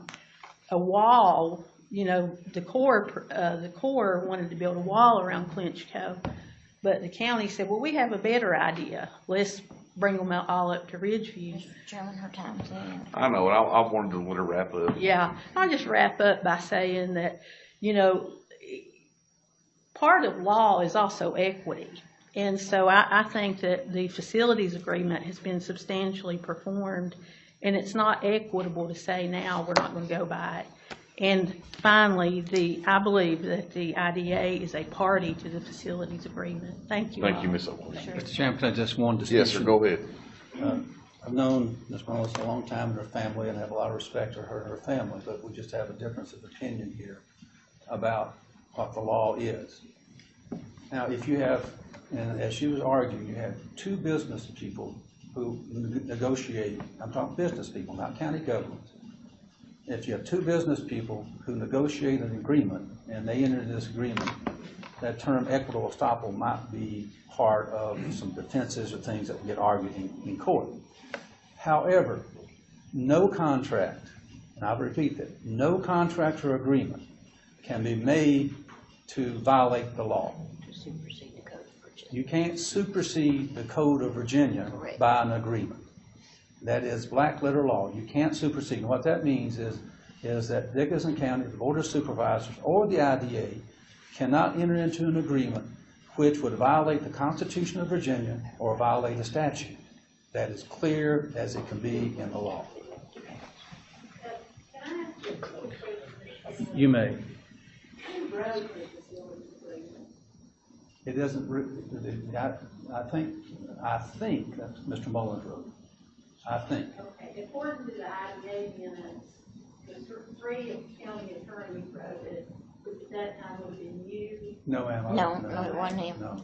Mr. Mullins and Freddie Mullins. That would, I think, Mr. Freddie Mullins. But the point And is Scott. that some attorney in Dickinson that represents the board in Dickinson County wrote an agreement. Is that correct? That's Scott correct. Mullins wrote 95%. But it doesn't matter who wrote the agreement. I understand. It doesn't matter who wrote the agreement. You cannot go into a contract. It's like a contract that, for example, the public may understand this, and it's illegal to perform a contract to commit a murder. You can't enter into a legal contract to do that. So you could have wrote a contract with terms in it that you really didn't intend to perform. I can't answer that. I'm just saying hypothetically. Well- The attorneys can write contracts with terms in it that they don't intend to perform, maybe pacify people, possibly. Don't you do, that's why you don't do family law. I do that every day. Well, I've done it today, so. but the point being made is, and I'll make it again. The Dickinson County Board of Supervisors, Dickinson County School Board, and the Dickinson County IDA cannot, by an agreement, say, we're going to violate the law. That's just black letter law. You can't do it. And in retrospect, obviously, it's an issue of whether it should or should have been written that way. But you can't, as long as it worked, it worked, but when it fell apart, and then the law supersedes anything else we do. And I'm sure 100% positive and convinced, based on all that I've seen and research that I've done, is that it's illegal to make a contract to violate the law. And so the Board of Supervisors entering into the contract, school board into the contract, and IDA into the contract violate the statute and superseded the statute. The school board can't give that right up. They don't have the authority to give that right up in an agreement. They do not have that authority to do that. Read the phone number one more time, 276-333-0357. Madam Clerk, do we have any calls? Public comments were open still. Board members, I'm here to address the disrespect given to retired teachers last month. How did we suddenly become the subject of the Board of Supervisors because of policy approved in 1995? That's 25 years ago. The comments made at last month's meeting about retired teachers, and I quote, "This policy is for 22 people who don't go in the classroom and help disabled children, serve meals to children, who don't teach children math, history, economics. They don't do any of these things." And it goes on to say, and I quote again, $500,000 given to non-instructional, non-working people. Another quote, "People who don't work and stay at home, people retire at home." Now, even though the quote's for 22 people, it hits all retired people because we've been there. This quote gives the impression that after teaching all these subjects for 40-plus years, that suddenly we're just worthless and stay at home. Not one good thing was said about retired teachers. You're talking about Judy Blanton, who after retiring went back to the kindergarten classes and read to students, who volunteered endless hours at the food bank, along with Rita Stanley, another retired teacher. Mr. Johnny Baker, who's an aide in the middle school. Mrs. Doris Mahan, who's an aide at the elementary school. You're talking about Cecil Deal, who's a substitute teacher. He's a bus driver. His wife, a substitute teacher. Mr. Larry Compton, who's a substitute bus driver. Mr. Paul Buchanan, who coordinated millions of dollars for our students through the Columbus Fitz Foundation. And he was once a supervisor. You're talking about David Yates, Damon Rasnick. And I also drive a bus. I substitute teach. I'm still in there teaching subjects. And presently, I deliver food each week to our students. These are just a few of our dedicated teachers who are assets to our county, not burdens. Retired teachers who don't work and stay at home, you better think again. Another quote, insurance paid on the back of taxpayers. This goes on to say taxpayers such as lawyers, truck drivers, deputies, weed eaters, and the list goes on. However, taxpayers conveniently left out were teachers, school personnel, retired teachers, cooks, bus drivers, custodians, their husbands, their wives, their children that pay taxes, a lot of taxes. If a person cannot respect retired teachers and basically say they're a burden on taxpayers, how can they respect present-day teachers who will be retired one of these days? Teachers who touch the lives of thousands of students in their careers. These quotes are made by your chairman, who I've heard say after public comment how insulted he is. Well, this time I'm insulted, and I resent being disrespected. In my opinion, this board owes us an apology. If you want the whole context of this, you can go on YouTube for last month's meeting, 1 hour, 26 minutes, and tune in again at 2 hours and 6 minutes. Thank you. No, you can stay here if you want to talk or not. Of course. Public comments still open.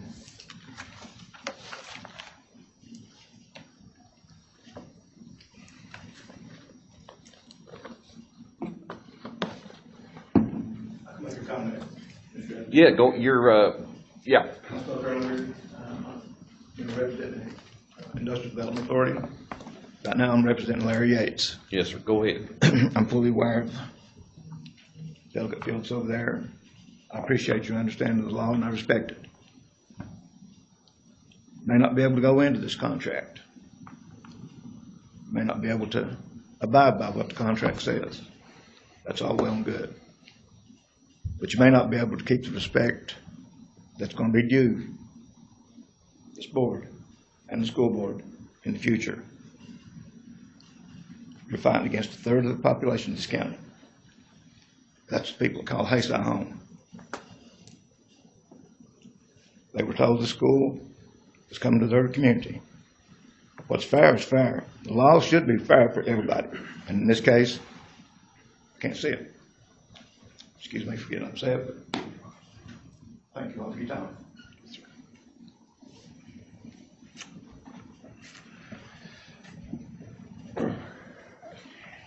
Harry Childers, live in Clintwood. I'm going to expand a little bit on what Mr. Kennedy said. Me and my wife went to high school together. They talked together for many years. Benny will probably will back me up. My wife's first take-home paycheck in August of 1974, when she started teaching, was a little over $400. That's what she made.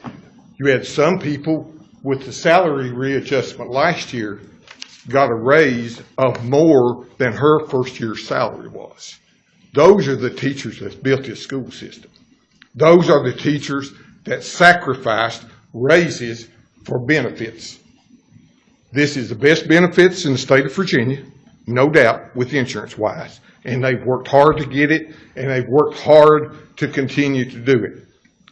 And part of that was an agreement to get them to retire early, to get some of the top teachers off the payrolls so you could come back and hire a new teacher and save several $1,000s. to offset that, plus have some money back. So, you need to understand what the foundation of this education system in Dixon County is and what it's building. And if somebody starts talking out about it, and I've been here before, I resent it because I've personally been involved. Peggy taught for 44 years before she ever retired. And we recently had some people, some retirees recognized, and I guess Benny talked for about that long too, if I'm not mistaken. But we also had some new teachers recognized at a school board meeting recently that have given their lives for that. And how many thousands of dollars that they have spent each year to put what they need in that classroom because the money wasn't there. The money wasn't appropriated by the school, by the Board of Supervisors, and it couldn't be appropriated by the school board because they didn't have it. So you need to realize where the future of this county is, and if you want to sell this county, you need to sell it with an educational system. Thank you. Do we have any calls, Madam Clerk?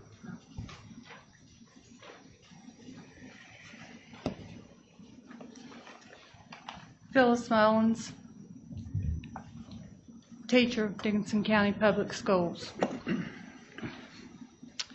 I really wasn't going to say anything tonight, but I can't let Mr. Kennedy or Mr. Childress say it all. I have some deep opinions about the way business was conducted at the last meeting, but I'll keep most of those to myself. But when you hold the purse strings, you control what is done. Now, you can sit and you can say, we didn't take away your benefits and things like that. No, you didn't. But choices had to be made when the kind of cuts was made to the budget that were made. And that, yet you have to own part of the decision. So the decision was made. You were going to cut the money. We weren't getting any more. And people's insurance went up, mine. Some people will not be going back to work, unfortunately. And that's not just a one-person decision.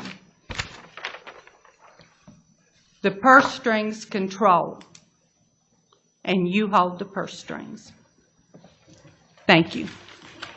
Yes, ma'am.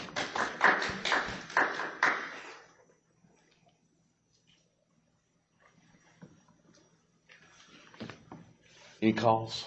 Anybody, anything else? Anybody else for public comment? I just want to say that the request by the Dickinson County Public School System was $6.5 million. The budget that was approved by this board was $5.9 million. The Dickinson County Public School System informed us, maybe it was a week after, 2 weeks after our budget meeting, that they had a $258,000 carryover. When all before and in our budget meetings, constant emails, constant communications, that carryover number was $151,000. When you factor in the $153,717 with the $258,000 carryover that we allowed them to keep, we're not taking.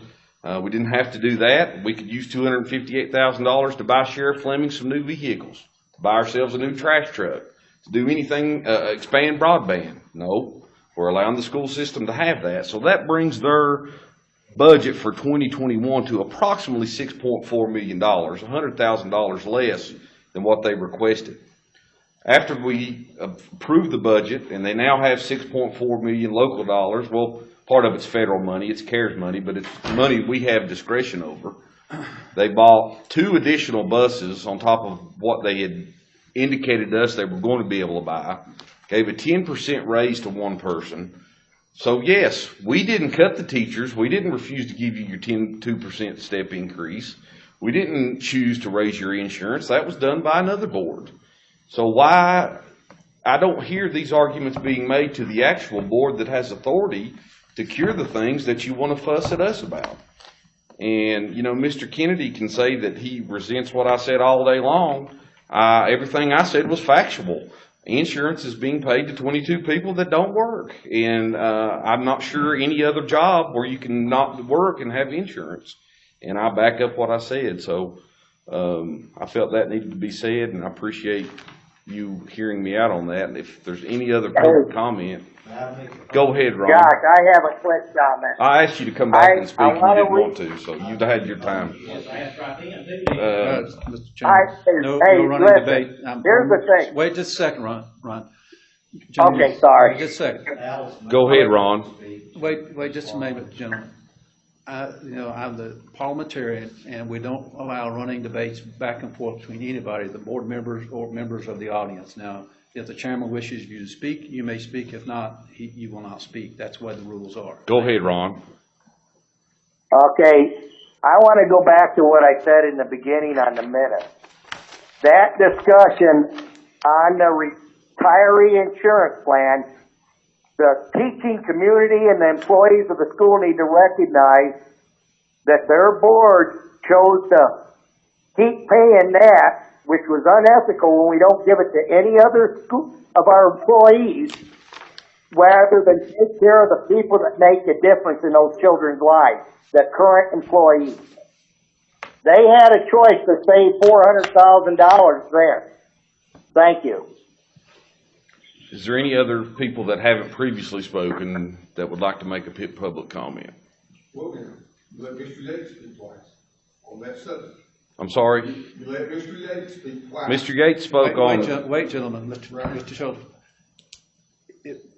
I understand fairness is an issue, but the chairman is in control of the meeting. He can make rulings as who speaks, who does not speak. He was given you opportunity to speak, you may speak. If he wants somebody else to speak a second time, that's his choice as chairman to make that determination. And to clarify that point, Mr. Yates was here on item 9 as a Industrial Development Authority member on his first piece. He was here as a private citizen on the second piece. That's the distinction. Now, wait, gentlemen. Again, gentlemen. Let's call it like it is. We'll call it like it is. Well, go ahead, Harry. What is your problem? If Mr. Chairman wants you to speak. You just wanted to say everything back to us, but we can't counter you. That's what it is. So what, do you want to come back and make public comment? No, but you're telling other people. You told me before you could when you wanted to. And I asked him to come back, and he wouldn't come back. He said he didn't before. Come on back, Mr. Kennedy. Thank you, Mr. Chairman. I'm not trying to argue. The thing is, factual information that Mr. Evans said he made last month. He said no other people in the United States got free insurance for 7 years. My mom's retirement. My mom and dad, my dad worked for the UMWA. He was retired from the mines. He got lifetime insurance. She still gets insurance. So that's not a factual. Well, I know many UMWA retirees that don't have Also, the Caterpillar people. I talked to people this week, Caterpillar. They get insurance till they get, and this person is already dead, and his wife's still living. She gets health insurance. As Mr.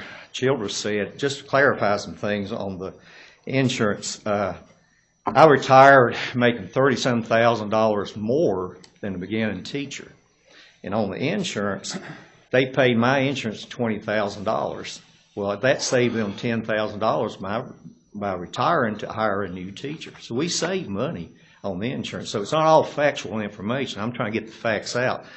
And it is frustrating for me to say something, then somebody else say something, and we can't debate it. And I understand you can't debate. I understand that, Mr. Phillips, and I respect that. But the facts are not there. The facts are that the insurance saves the county money, regardless of what you all think. There's other companies, there's other school systems that gives insurance. And we don't get, another thing is on the teachers, they don't get the 7 years of insurance. They get 1 year of insurance. Then it's voted on the next year to get up. If you retire at 59, you may not have insurance when you get 62. if the budget's not there to pay for it. Because of Medicare, right, well, you'd be Medicare eligible. No, not at No. 62. It's voted on year by year. See, it's not 7 years, Mr. Evans, and I respect you, I really do.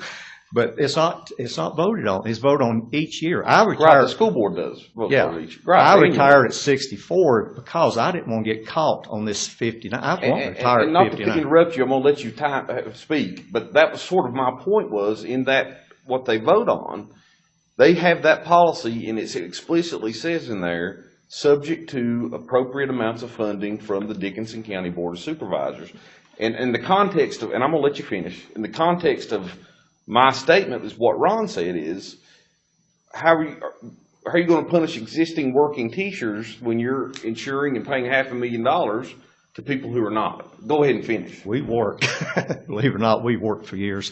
But the thing is, I know we're saving money. It's not costing $500,000. They're getting money back by hiring new teachers is what they're doing. It's not costing the county $500,000. Well, But see, it's we like, can let disagree me on just that. give you an example here. For instance, I retired at 64. I got 1 year of insurance. I worked 46 years. I'm still working as a bus driver, and I got 1 penny of insurance for that. But then you were I was wrong, girl. You had 1 Medicare penny at of insurance for 65. driving the bus for 46 years. And that's another thing that was said, that part-time bus drivers or part-time people's getting insurance. We don't. I paid $600 and some a month for my wife for her insurance. So you're saying that's not a policy through the Dixon County Public School System? I paid for her policy. I paid it through the Dixon. I paid $600 and some a month for insurance when I retired. And we're paying a premium on the insurance. It's not free. They don't just give us insurance. We have to pay a monthly premium. Yeah, what would you on pay that. if you weren't going paying through the group policy? You see what I'm saying? I mean, if you just bought it as a private person. Well, if I'm paying the full amount through the group policy, I'm paying the full amount. That's what I paid, was the full amount of whatever it cost. And I checked my insurance agent, it's running about the same thing, $600 and some a month. You may talk to your wife, she may know about that. But there's a lot of information about this insurance for teachers, and it's not factual because we don't get 7 years of insurance. And I think your wife retired with no insurance. She worked past 65. She worked past 65. She didn't get a penny of this free insurance we're talking about. There's a lot of teachers, most teachers don't retire at 57, 58, they can't afford it. But isn't that the point of the policy, though, is to have them retire early, in theory, and then once they reach Medicare age, then they're on Medicare? Yeah, and I'm on Medicare. I've been on Medicare for a long time now. I'm an old man. All right, is there anything else? No, I appreciate Mr. Phillips. I appreciate you for letting us just kind of clarify some of these things, but it's just a little bit of, all the facts aren't there sometimes, and you got to be in the school system sometimes to know all the facts. Thank you. Thank you, Ben. Anybody else for public comment? Any calls? At this time, I'll entertain a motion. Wait a minute. Oh, okay. I just like to say, because of what Mr. Peters said and stuff, as far as one of the working teachers losing benefits possibly to pay for retirement towards those teachers that has put their time in, I don't have a problem with that. Because I feel like they deserve it, and I would like to be able to cash in on that benefit one day myself. So that's just a viewpoint of mine as a working teacher towards that perspective. Thank you. I'd like to say, I've been there 30 years and I agree with that. All right. Do we hear a motion to anybody else? Let me say this. Not long. You know me. Yeah, Gentlemen, let's make sure. And you've mentioned Wait, this wait, time, Mr. Children. and you've Wait, mentioned wait, this time and wait, again. Mr. Children. Go ahead, Let me Mr. set the stage. The way the parliamentary system works is, it doesn't permit running debates between the board would be out of order and any member, or Mr. Childers would be out of order. He can state his facts and his opinions. And you all know me, I'm a big believer I in the know. First Amendment. You've got your time out here as a I taxpayer. agree. If you I want to agree. say I something, agree say with you something. 100%. We disagree on some things. But one thing I would like to ask you to direct to the county administrator. David, I'm adding work to you. You keep, it's been mentioned about the carry forward that the school system had. Well, they worked hard. They worked hard. How much money do you think they saved that may have showed up because we weren't running buses like we did all year long? We didn't have the utilities because the buildings weren't running like they were. The water, the sewer, all those things weren't running like they normally would. But what I'd like to see, did any other office in the county, and there's 40 some of them, Did any other office in this county at the end of June the 30th have a carry forward, or did any of them overspend their budget? If we want to talk about it, let's lay the facts open for everybody to see and for everybody to know what's going on in this county. Thank you. David, you want to respond to that? Yeah, there's some went over. There are some both ways. I mean, there are departments. Is that unusual? No, I mean, that's very typical. The sheriff's department always Again, goes but over. we're talking about departments that, well, my department has 4 employees. My budget is a little over $200,000. And I think we were within $1,500 of whatever was budgeted. I mean, and that's that way through all departments. The sheriff's department was the one department that we struggled the most with this year. There are various reasons for that. One of the big ones is we had a change in leadership. That led to us having to have payouts. Payouts will definitely bust your budget because you can't, when you're having to pay out people who have been part of the workforce for 10, 20 years, they have time accruals, you've got to pay those out. Every year we go through this. We have departments that are over budget. We have departments that do better than their budget, and we have some like mine that try to come in right at home. So I mean, in response to the question, they're all over the board. That is all vetted out over the next month or so. When we are audited, we have to respond to all the inquiries, and we have to be accountable for the departments that are over. But in terms of agencies, and there's a difference in the department mechanism and an agency mechanism. The school division is an agency. Social services an agency. The health department's an agency. Agencies typically come in. I mean, they get what's appropriated. They are funded to a level, but no matter how poorly we perform, we still fund 100% appropriation of what we said we would. Now, as you just saw earlier, we had a very bad year. We finished terribly this past year, so that led to we had to make some pretty sweeping changes going into FY21, and we'll see how those hit. Well, we're down in the mud, so we might as well Mr. Chairman, clarify. may Let I me make finish the this. statement? Yeah, let me finish my thought here, and then I will. The employee will receive health, dental insurance until he or she becomes eligible for Medicare or for a maximum of 7 years. But it's voted on year by year, it's not guaranteed for 7 years.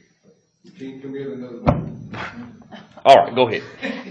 Mr. Chairman, I know you made a statement that we gave them back $258,000. That was the number I seen. Okay, but when they... We didn't give it back, but allowed them to keep, I May I guess. speak? Yeah. But when they presented us their budget, they did not know we were going to pay $61,000 for their unemployment.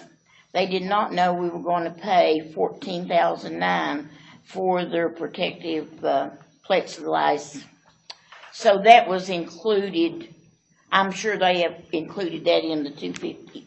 Actually, that was not in the 250. That was something that Larry and I talked about the first part of July.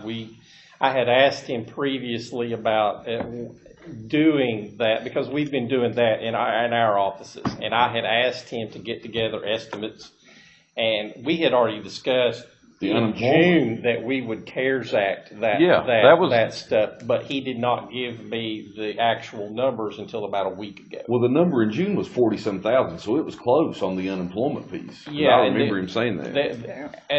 Those numbers that I got from them all were gotten at the end of June, with the exception of the plexiglass. And I even had told him if that protective number is bigger, we're going to do it. I mean, we have the ability to do it, but I don't believe, I can't speak on behalf of them because I don't do their budget, but I would not think that was part of anything that they had in their next year's budget. Well, I know at their budget, they estimated probably $150,000. The carryover. The carryover. Right. But right. I'm not sure that they knew we were going to pay all this for them. I know Larry and I have talked about CARES Act from early June until actually just day before, actually yesterday. But yesterday was Monday. That's not, they had two, I understand, I think what you're saying is they were able to carry over more because we're giving the CARES Act money. Correct. And that could be, I don't know. I don't think so. That's what I think it is. I don't know. All right, we'll move on to item 11, the quitclaim deed. Thank you for letting us. Yes, ma'am. Do you have anything else? No, that's all. Close public comment. Yeah, we'll entertain a motion to close public comment. So moved. Here a second. I'll second it. All those in favor, please signify by saying aye. Aye. I move on to item 11, the quitclaim deed to the Trammell Playground. Mr. Phillips. Mr. Chairman, there is a playground at the end of the Trammell community that has been used by the Trammell community for their children. The county has been helping them with that project. There is an attempt to try to provide other facilities for the playground, but we didn't own the property. The property was owned by the Lambert Coal LLC of Abington now, and also by VDOT. We have a quitclaim deed from Lambert Coal. They have agreed to donate certain properties to the county for that playground. And in addition, the state of Virginia Department of Transportation has also agreed to donate certain right-of-way up there. And we are working currently on that matter. In fact, VDOT emailed us today and they want us to send this quitclaim deed to them from Lambert Coal. Once that's done, then they will deed the remainder of the property, that is the playground property, to the county. And so would ask that you respectfully approve the deed from Lambert Coal to the county. Any discussion? Any questions? I hear a motion. I make a motion, we accept the quitclaim deed from Lambert Coal. I hear a second. I'll second it. All those in favor. Ron, can you hear us? I know we're on item 11 and we've got 22. So. I'm with you. Okay. I'm with you. All right, all those in favor, please signify by saying aye. Aye. Aye as well. Item 12, David. The United Way had approached us, about mid-July. They are doing a program where they want to work with all the localities of Southwest Virginia. This is to provide, they're doing this is all in response to COVID. They are trying to provide assistance, whether it be to provide funds for Wi-Fi hotspots, doing distributions of masks and sanitation. They've even discussed if there may be some ability to do maybe some greater food, the handouts for the food to assist with food banks and stuff like that. So they provided us with an MOU that they have asked all the localities to agree to. So we have it in front of you tonight. I would recommend, I think Mr. Phillips has reviewed this, but I would recommend that you approve this and we work with our United Way on anything that we can do for our citizens. I agree. Is this a breakdown of how much they estimate for each county? They do. They basically blanketed it. All of them, I think, are between 10 and 12, 10,000 and 12,500. Yeah. I think a lot of it. I think it was all based on population, more so than anything else. But she has been in contact with me to make sure that we would participate in this because they would like to be able to help out. So. Any other discussion? Rhonda, were you going to make a motion? I make a motion that we accept this memorandum of understanding with the United Way of Southwest Virginia. Here a second. Second. All those in favor, please signify by saying aye. Aye. Aye as well. Item 13, I don't know if we need the sheriff's office to explain. We've seen several of these. These are mutual aid Just allows the sheriff to be inside of the other jurisdiction, and if this where the towns have their own jurisdictions and their own police forces. This enables the sheriff's office to work with all the towns. We've been doing them with all of the surrounding localities, so now we're addressing that inside our own borders. So I just ask that you. I guess these need to be approved one by one. I would request they be approved one by one, Mr. Chairman. I make a motion that we accept the mutual agreement for the town of Clinchcott. Do I hear a second? I'll second it. All those in favor, please signify by saying aye. Aye. Aye also. I make a motion that we accept the mutual agreement for the town of Clintwood. Do I hear a second? Second. All those in favor, please signify by saying aye. Aye. And I'll make a motion that we accept the mutual agreement with the town of Hayside. Here a second. I second. All those in favor, please signify by saying aye. Aye. Aye also. All right, Ron, you. Can I ask one comment on that? Yeah, go ahead. With me, I have been attending Town of Clinch Coast Town Council meetings ever since before I was elected. And they've been coming up with some questions on animal control. Does our animal control guy, can he go into the town? Yes. Yes, as far as I know, yes. And enforce the law, not just go in and pick up an animal or whatever, but he Yes. can go in and enforce it, right? Yes. Yes. Okay. I was sort of told by the animal control guy that he could go in and pick it up, but it was up to the town to enforce it. And some of them has been questioning that, wondering why, with the town being inside the county, why can't that be enforced in the town? So What that's why part of the I animal asked control that. thing are you talking about enforcement? Animal control I guess is it all depends over on the what county. they're being I asked know to that. enforce. I'm An talking animal about control they- officer can enforce up They to can a pick up dogs certain. anywhere. Virginia law, They yeah. have to. Yes, but I guess the question is, what were they being asked to enforce? And maybe that's just an issue Like where to we. charge the person if they're doing, not keeping one tied up or I don't think there is a leash law. There is in the town of Glenwood, but I don't know if there is in the Well, there town may of- be in the Klitschko, and that may be I what don't it know. was. Yeah, There's no Mr. leash Yates law in may the be county. able to Okay. speak to this. No, go ahead. We had a serious animal control issue in Hayside for a number of years. It took me the better part of 2 years to write some ordinance and sue those up there. Like never got passed. But really what you're looking at is your animal control officer cannot a tooth on For a town, for inside the town. Right. And out the county, I don't know. that makes sense. They don't. Inside our town. I guess Bobby does that for you, don't he? No, we call, yes, Bob does it. Yeah. Yeah, like we have a vicious animal, a dog that's been aggressive. And we can actually remove that dog from the premises. The town officer can. Second time. Right. Yeah, we can. Who knows? I mean, I'd get more facts and then Okay, I'd just I'll call ask David one and day. ask him. Well, the animal control officer can declare a dog vicious. Yeah, we can. We've got an ordinance that I'd be glad to share with, Mayor Jarvis down there. Okay. Deal. All right. It's held up in court so far. I don't know Okay. why animal control officer told you that. Do y'all want to take a 5-minute recess? Yeah, I wouldn't mind getting something to drink. Somebody make a motion. I'll make a motion, we take a 5-minute recess. Second. Okay. All those in favor of If I a can stand 5-minute up. recess, please signify by saying aye. Aye. We'll be in recess. I have been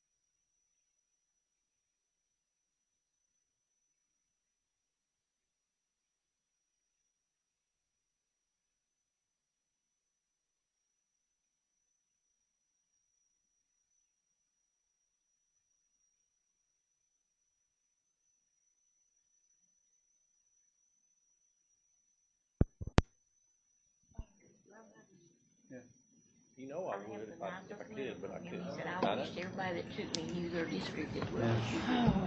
Yeah. But there's some districts he can go into and some he couldn't.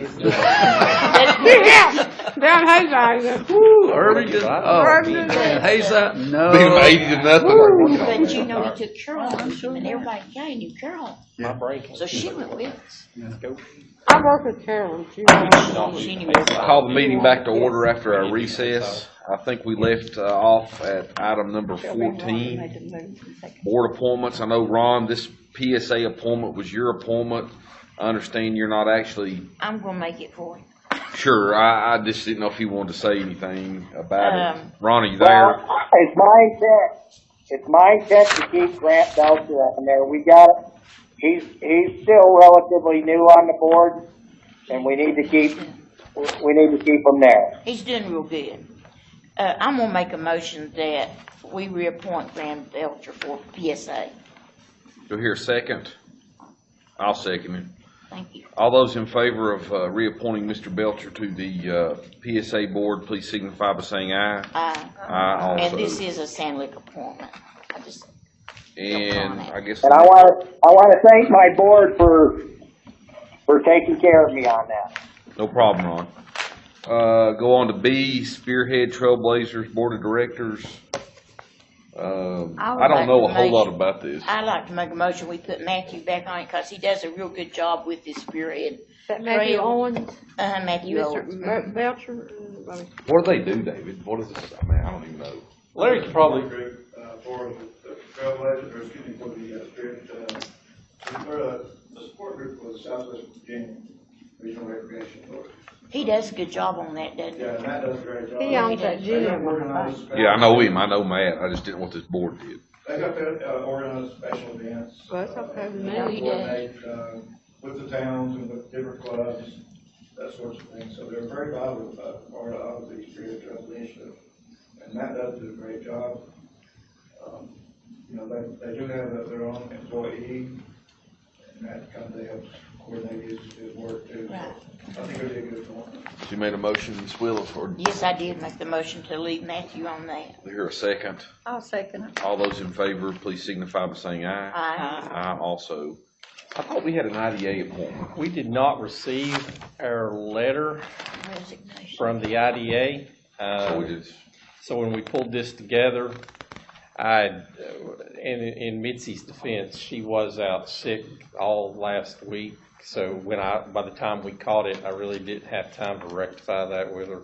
So we need not. Table it till. I would probably ask that you just table it until we can get it's more of a procedural thing, but we normally do require notification by letter from the agency before we change the board appointment. It's not on the agenda, so we couldn't. Right, I understand. So I just now caught that. Mentally, we will bring that back in August. I mean, we'll have it taken care of by August. All right, we'll move on then. We don't need 15. We'll go to 16B, the designation of a Freedom of Information Act officer.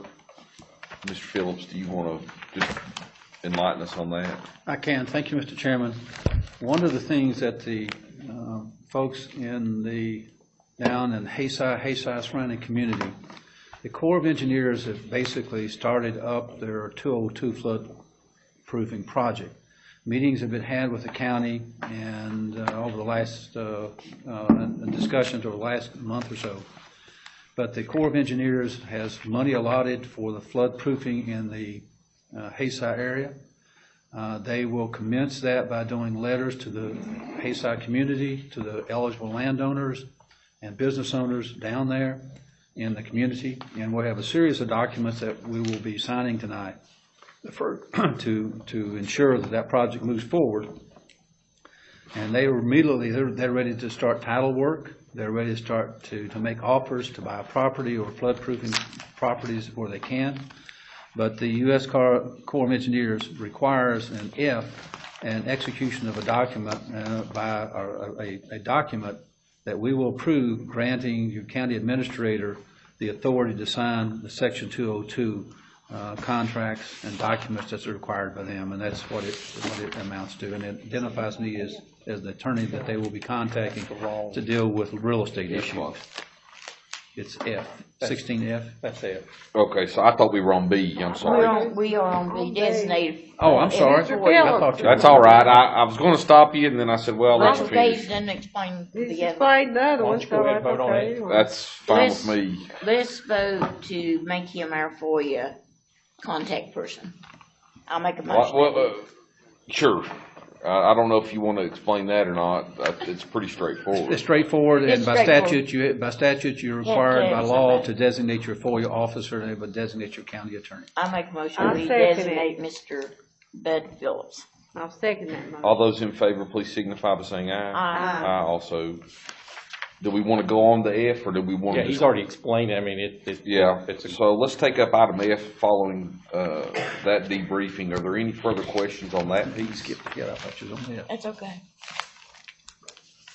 Do I hear any motions regarding the resolution? I make a motion that we adopt that resolution also.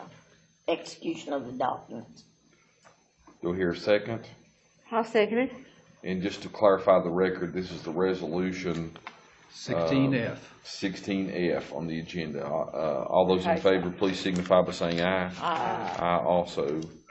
16D, David, do you want to talk on that? Yeah, we are attempting to use some rural development grant to get vehicles for our sheriff's department. We've been trying to, finding grants for sheriff's department vehicles isn't easy, but there's a current program. This resolution is just to authorize me to sign and execute whatever documents are needed. And knowing rural development, there will be a lot of documents to sign. So hopefully we're successful in this. How many are we looking at right now through the grant? 1, 2, as many as we can get. So I'm willing to sign whatever as long as we can get grant money. Grant. Rural development does require that someone in my position be authorized by resolution to sign and execute documents. So that's what this is to do. So I ask for your approval. And I so move on that. Here a second. Second. All those in favor, please signify by saying aye. Aye. Aye also. 16E. Yeah, I'll take it too. If you'll remember, we had a Coal Road Committee meeting back in the spring. There needed to be some reallocation of funds due to a budget estimate issue that at the VDOT level, they had actually done. Of course, they do their own estimates of the work to be bid. Once the bids came in, there was quite a bit of gap, an overage that needed to be addressed. At that day, and Mr. Evans was part of that, the committee voted to apply some of our surplus overage to help fund the difference so that we didn't have to back up, re-advertise. We wanted to stick with our advertisement and bid process. Well, what happened is somehow in the VDOT world, all the terminology got messed up and they had to have the whole resolution reworded. So we basically have spent the last 6 weeks rewording this document. So I believe we are finally to the point, this was actually done by a VDOT employee, so it should meet their specs. So I need your approval of this resolution, which will allow us to get our paving projects on the go.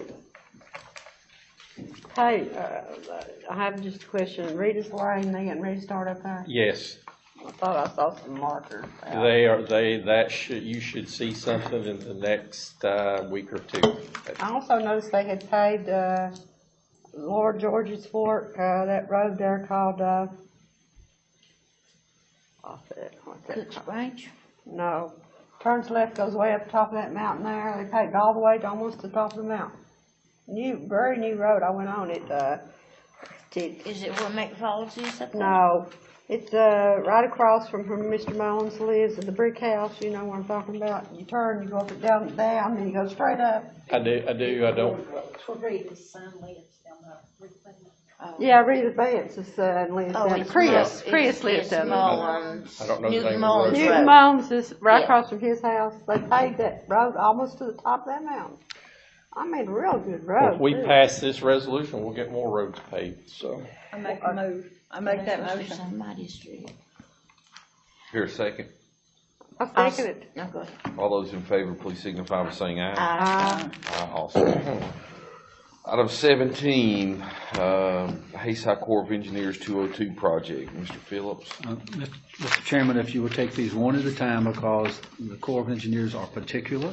They want to know which of these documents were approved and by what majority were approved. And this is a continuation of the 202 project. A is project cooperation agreement. It means the county will assist the Corps of Engineers. But by the way, this project is not costing the county any money. It's entirely all Corps money. The letter of intent to participate in the 202, we have to pass that one. Self-certificate that we have the financial capabilities to participate. Basically, all that you will be required to contribute will be some in-kind legal counsel in terms of looking at deeds and those kinds of things that will be required work through the Corps. They'll actually do the title work, and the county attorney will be required to sign off on certain issues. And then the last one is saying that you're not going to be lobbying any federal agencies with any money that flows through 202 or any of your county money to lobby Congress. Goodness sakes, they're gonna get $51 million, the town of Hayside? I more mean, I'm than glad that. that they. That just the town or that what? is the total amount that was federally appropriated, but that, all of that money is not part of one project. You're signing documents to cover to blanket cover the 51 million. Well, the Hayside Municipal will be one of the first. There are also other structures down there, and we're also going to start the residential process very soon. So, Ron, if you can hear me, you and Peggy, they have asked. We will probably, and Mr. Yates, I'd like you to participate as well.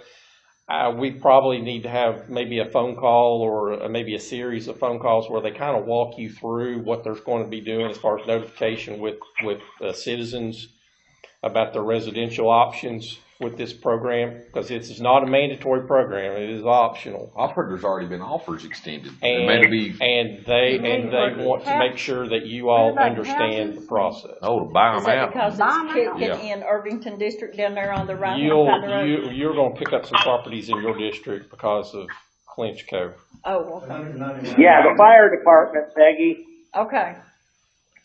Yeah, we need to cover that. The total, Mr. Chairman, if I can, David is good with numbers. The total project's what, Dave, 200 and some million? Am I saying that right? Well, this is part of a much bigger scheme. 51 million. Our money that is, if you say earmark, that's a bad word, but there's 51 million. This originally started out as a 95-5 program where we had to contribute 5% in order to get the work done, but it became a fully federally funded. That's where the $51 million kicks in. The entirety of the 51 million will eventually be put back into Dickinson County. It is for properties that were already identified back with the 06 study that they did. So you've got some ownership changes. You've got several changes that may have happened over time, but I think most all of the properties are somewhere in the Hayside to Clinchco area and the area in between. At Birchland, there are some. And also the B area. So that's why they are going to quickly begin the process of reaching out to citizens, and I'm sure they said you would get questions, and they just want a chance to educate you guys. Okay, all right, just give me a date.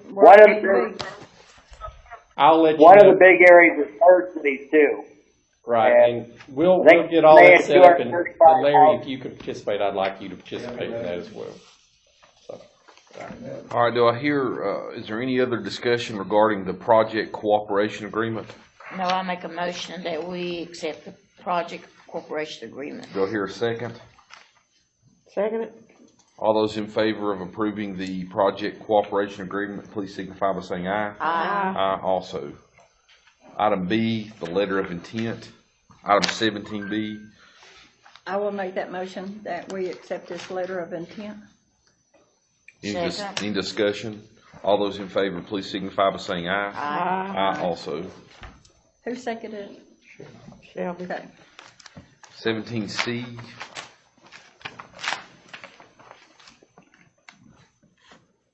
Mr. Phillips, do you want to explain that briefly? It's just self-certificate of financial capabilities, that we have financial abilities to carry out the Program 202 project. It's really not going to require substantial, very little commitment by the county, and it will be sort of in-kind legal help or assistance.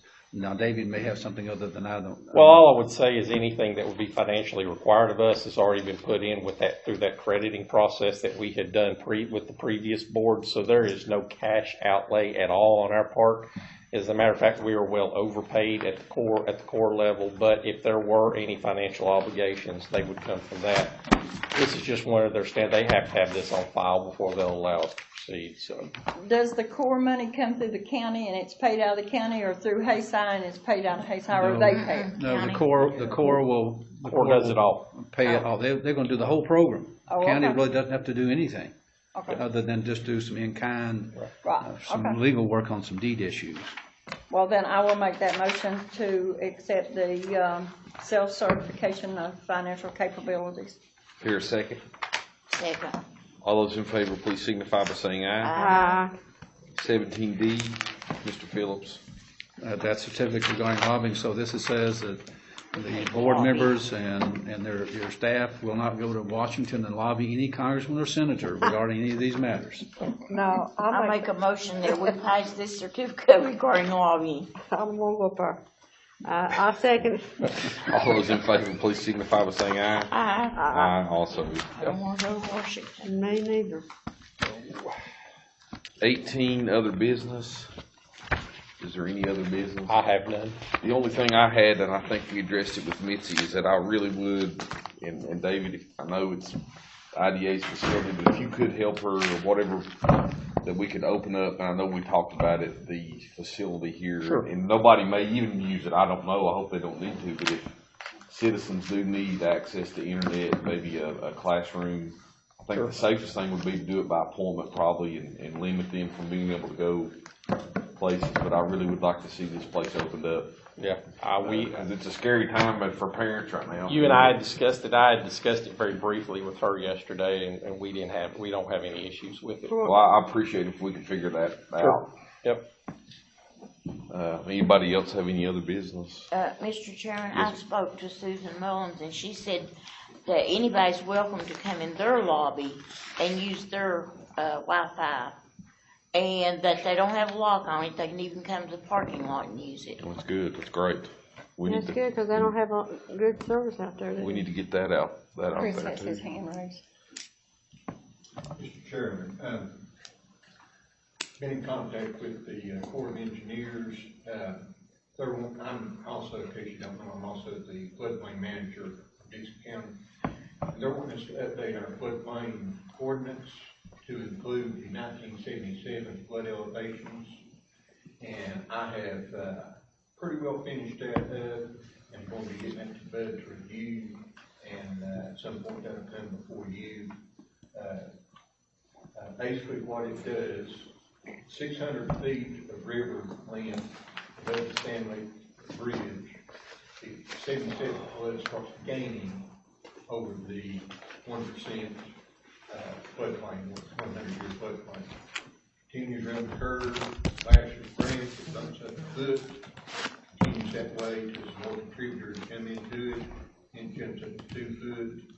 It stays 2 foot all the way back to school. Goes up, turns up Russell Fork River Road, goes a little ways, bumps up to 3 feet, and it goes that way to the limit of the study. Leak Creek coming into Sand Lake, it will start at 2 feet. I think it's like 1.7 miles. Zeroes back out below the floodplain. That'll be the area of the county that will be affected by the 77 flood versus the 100-year flood. And what they're wanting is that our floodplain ordinance address that, so when someone goes to build a home there, they have to elevate it above the whichever higher, 77 floodplain or the 100-year floodplain.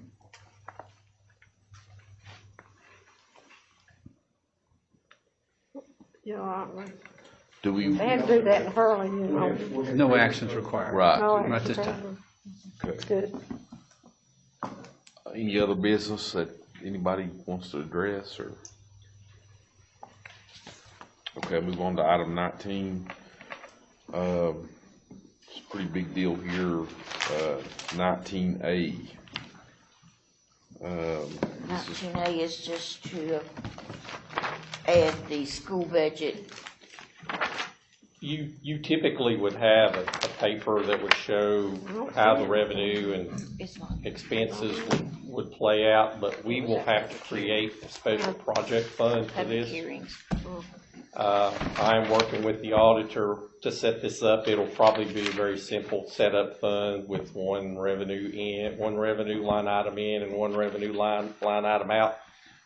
We'll give you the details of that that's just for accounting purposes, but from your standpoint, you're just being asked to pass the 25 million. I can't ever remember off the top of my head. $25,476,807 budget amendment, and it will be in the entirety of that will be in a special project fund, 2 line items, one revenue in, one revenue out. Revenue in from the core, expense out to Dixon County Public Schools. So. I make a motion that we adopt the amended budget tonight to include that. Ron, do you have anything to say on that?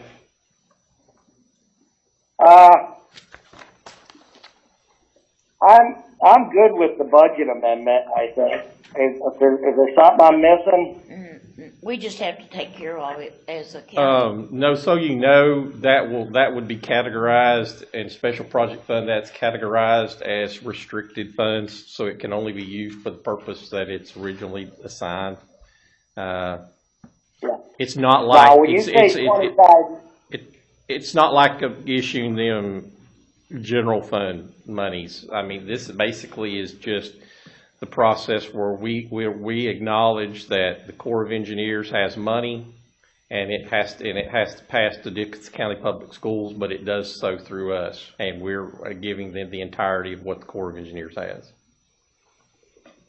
Okay, do we not want to have some kind of authority on it in case they are, we got to watch to see that they're not just spending it wildly and then come back and say they left out the bathrooms and the kids got to have bathrooms or something. No, we can't do that. Am I speaking out of place here? If I might, Mr. We Chairman. won't, Yes, sir. Go ahead, Mr. Phillips. Mr. Chairman, once we appropriate the funds to the school board has the authority within the budget constraints that we have given them, that is to build the new military school. They have the authority to use those funds to build the school, and we cannot dictate to them how to build the school by statute or Constitution. And that's why I wanted to take my time here. This is kind of a big deal. It is. But I'm not trying to do anything to interfere with that, but I guess what happens later if they come back and say, hey, we forgot to put a bathroom in and we need one or something like that, and I'm just using that as an example. Something that's a must-have. Mr. Chairman, if I might add. Please. We're currently developing what is called an interim financing agreement. That's what we had to take off tonight. The interim financing agreement has been drafted.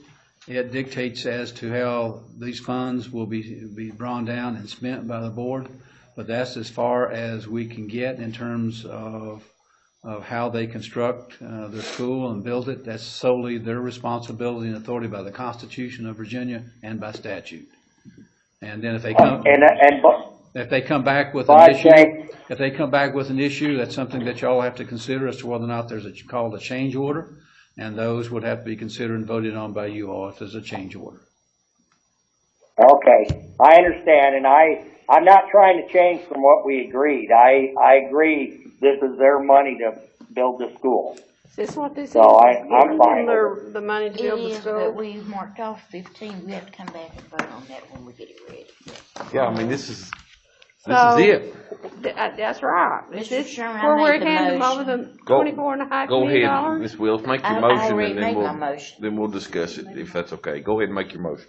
I did make a I motion. want Okay. to make sure I know what I'm voting on. Well, that's what I'm trying to make sure, Ron.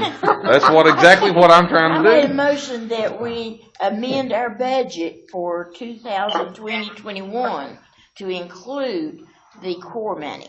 Oh, okay.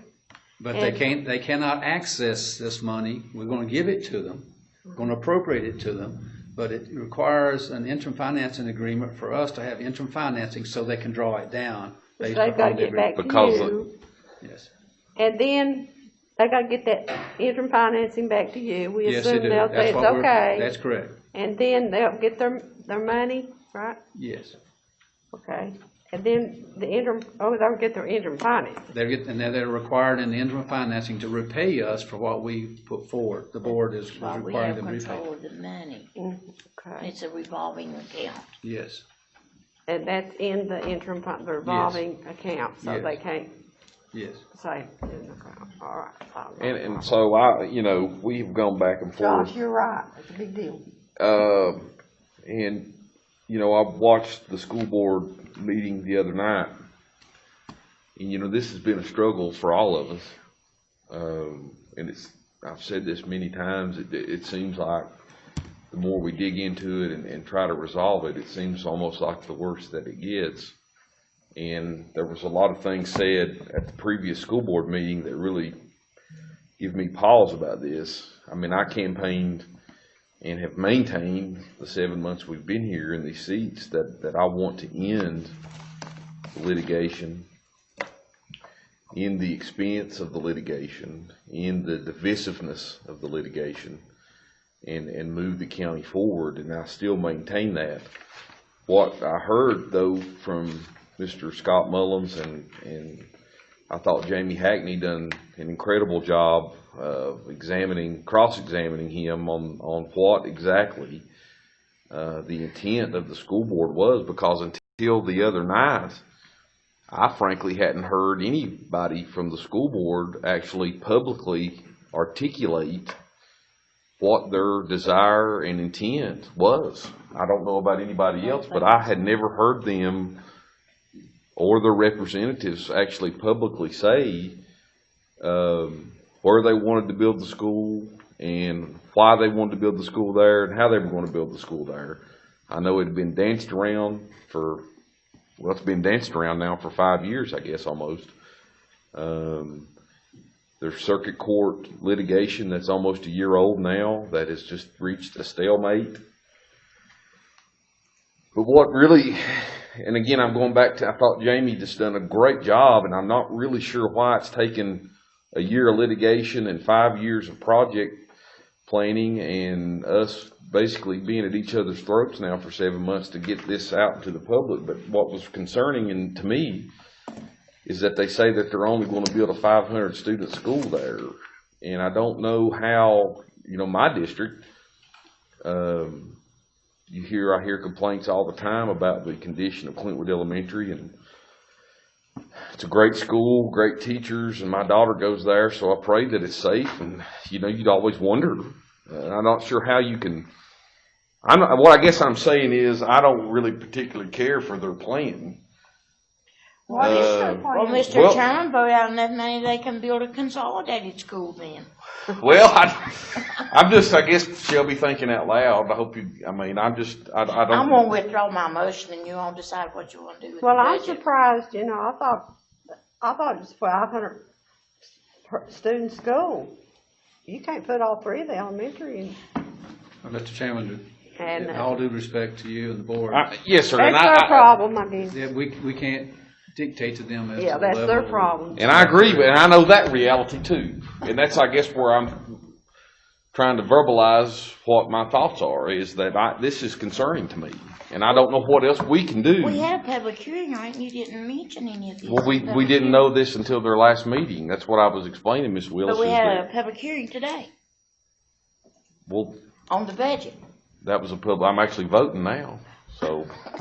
No, but you didn't, you just said all this during public hearing comments. What's the difference in saying it then and now? It doesn't matter to me. Mr. Chairman. Well, what's the difference, though? Mr. Chairman, I know. Okay. I just withdraw my motion, y'all decide what you wanna do with it. It's. Well, so I can't speak, I guess? No, everybody has a right to Okay. speak, Mr. Chairman. As a parliamentarian, everybody has a right to speak their minds on this issue before we vote. I'm just talking. I guess I'm just saying that I don't know that what choice we have but to approve this. I'm not saying we shouldn't approve it. I'm just saying, Yeah, that's where I am too, Josh. It's the next step. I guess what I'm saying is in life, there's always choices, you know, and sometimes the choice is a bad choice and sometimes the choice is a worse choice. And I don't know that we have a good choice here, in my opinion. It's either choice A, continue to litigate, continue to pay lawyers, continue to have this battle, this juggernaut where it's going nowhere, or choice B, attempt to resolve it and settle it the best we can and hopefully trust the school board to make the right decision for the families and children of Dickinson County. And that's, you know, where I'm at is option B. And I hope that they do. What I heard the other night, though, did give me some concerns, but I'm committed to resolving this litigation. I'm committed to resolving this mess as best as we can resolve it. Is this lawsuit over with now? For all intents and purposes, yes. My biggest concern is after watching their school board meeting last week, with only considering the financing to build a 500-student school, that will only house supposedly Sand Lake.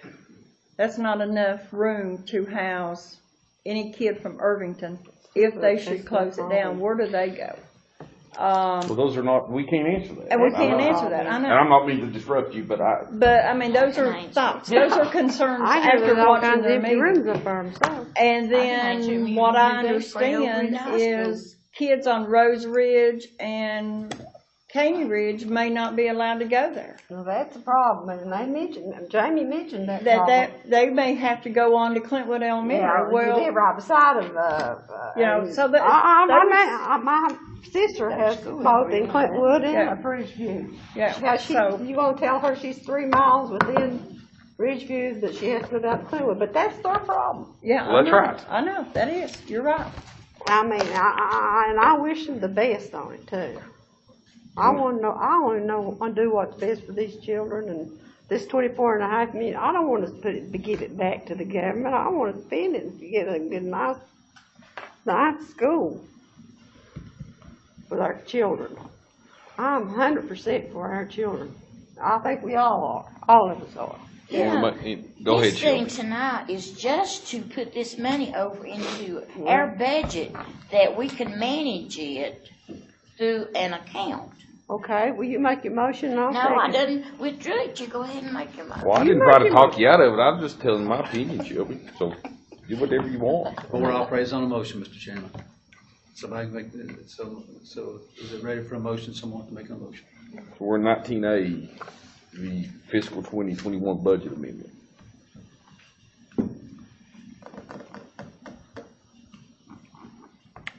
Mr. Chairman, I'm going to make a motion that we go ahead and pass this budget amendment for 2021 to our budget to put this money in our revolving accounts.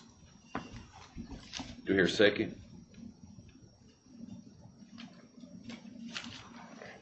I thought you could have the honor.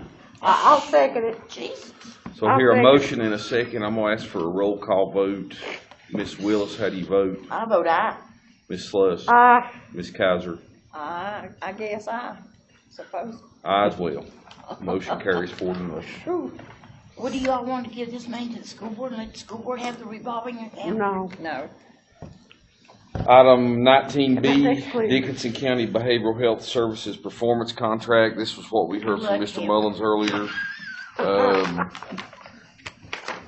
I make a motion that we accept or adopt the Dickinson County Behavioral Health Services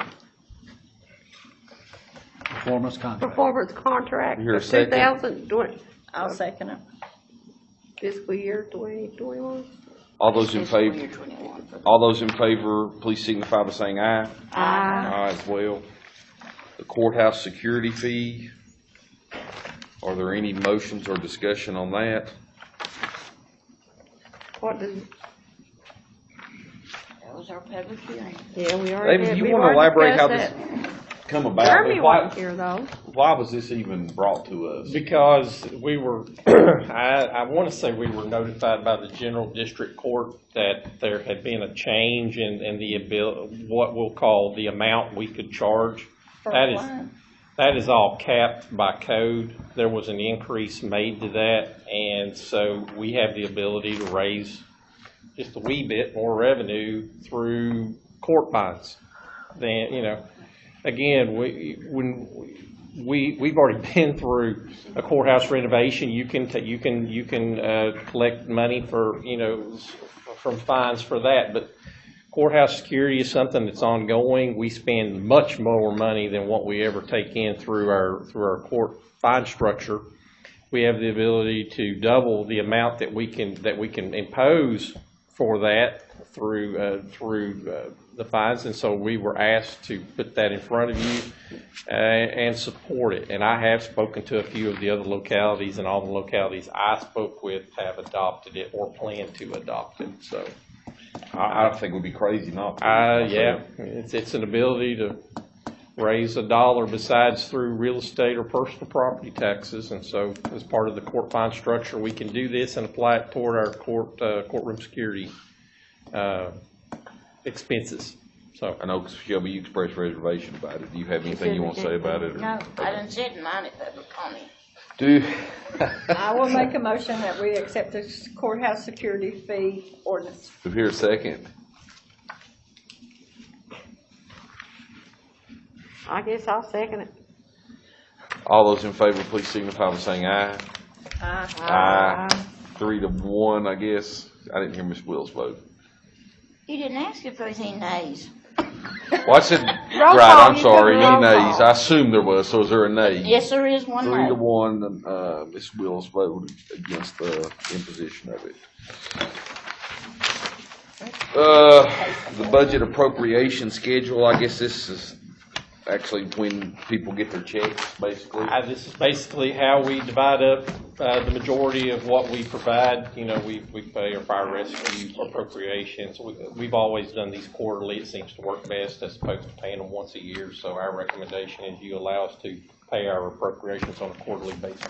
I make a motion that we pay them on a quarterly basis. Here a second. I'll second it.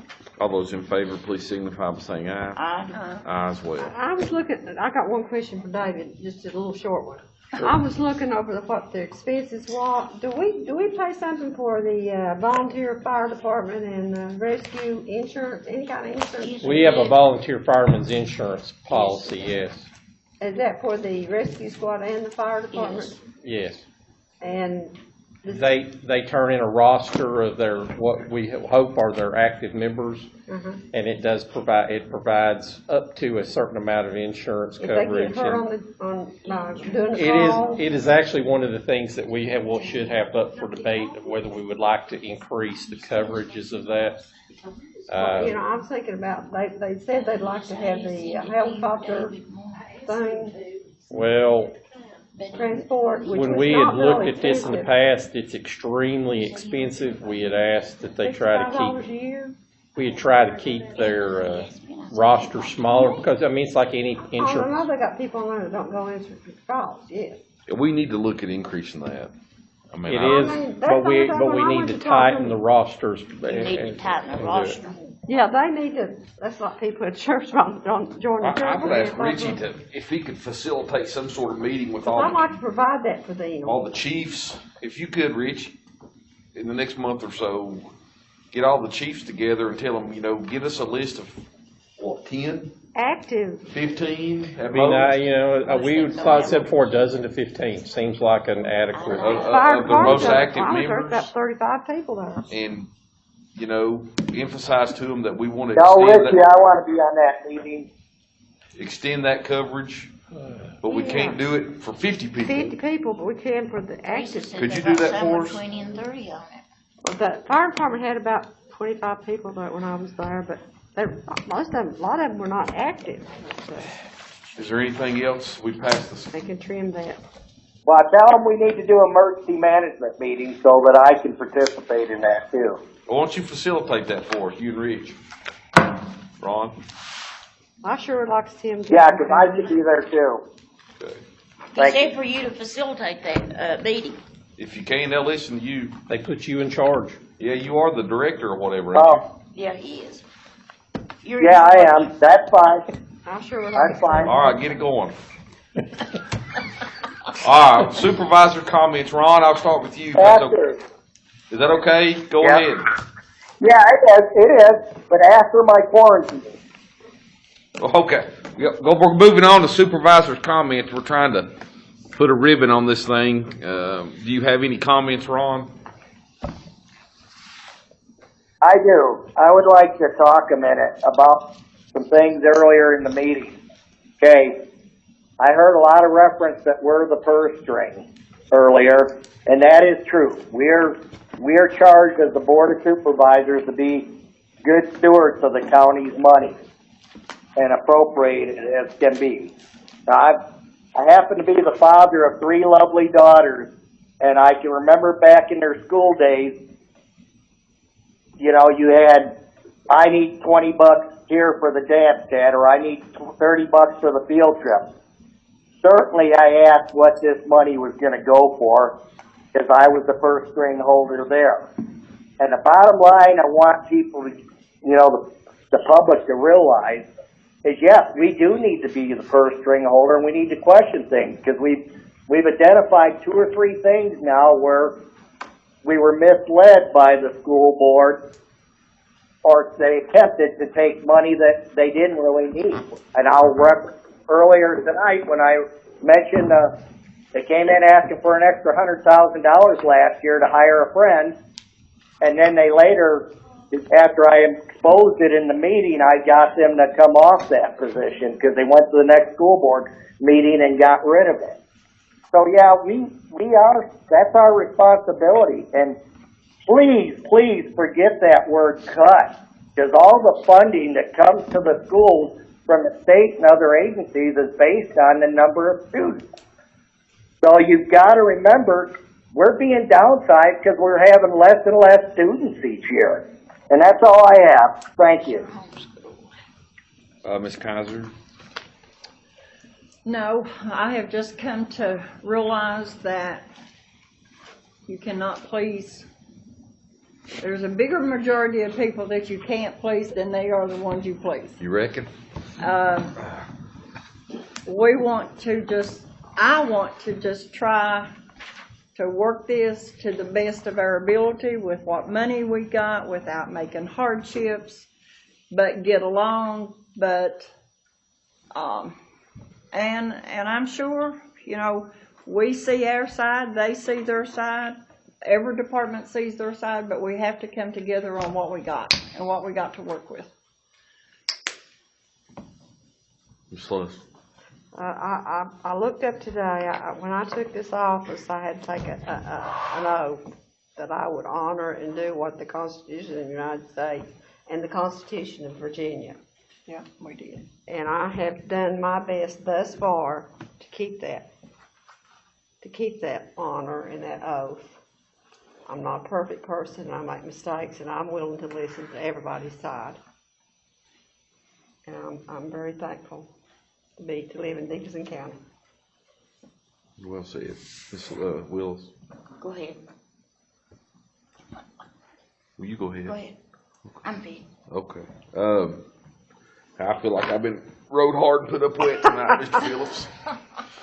I don't know, you know, You did a great job, Mr. Phillips.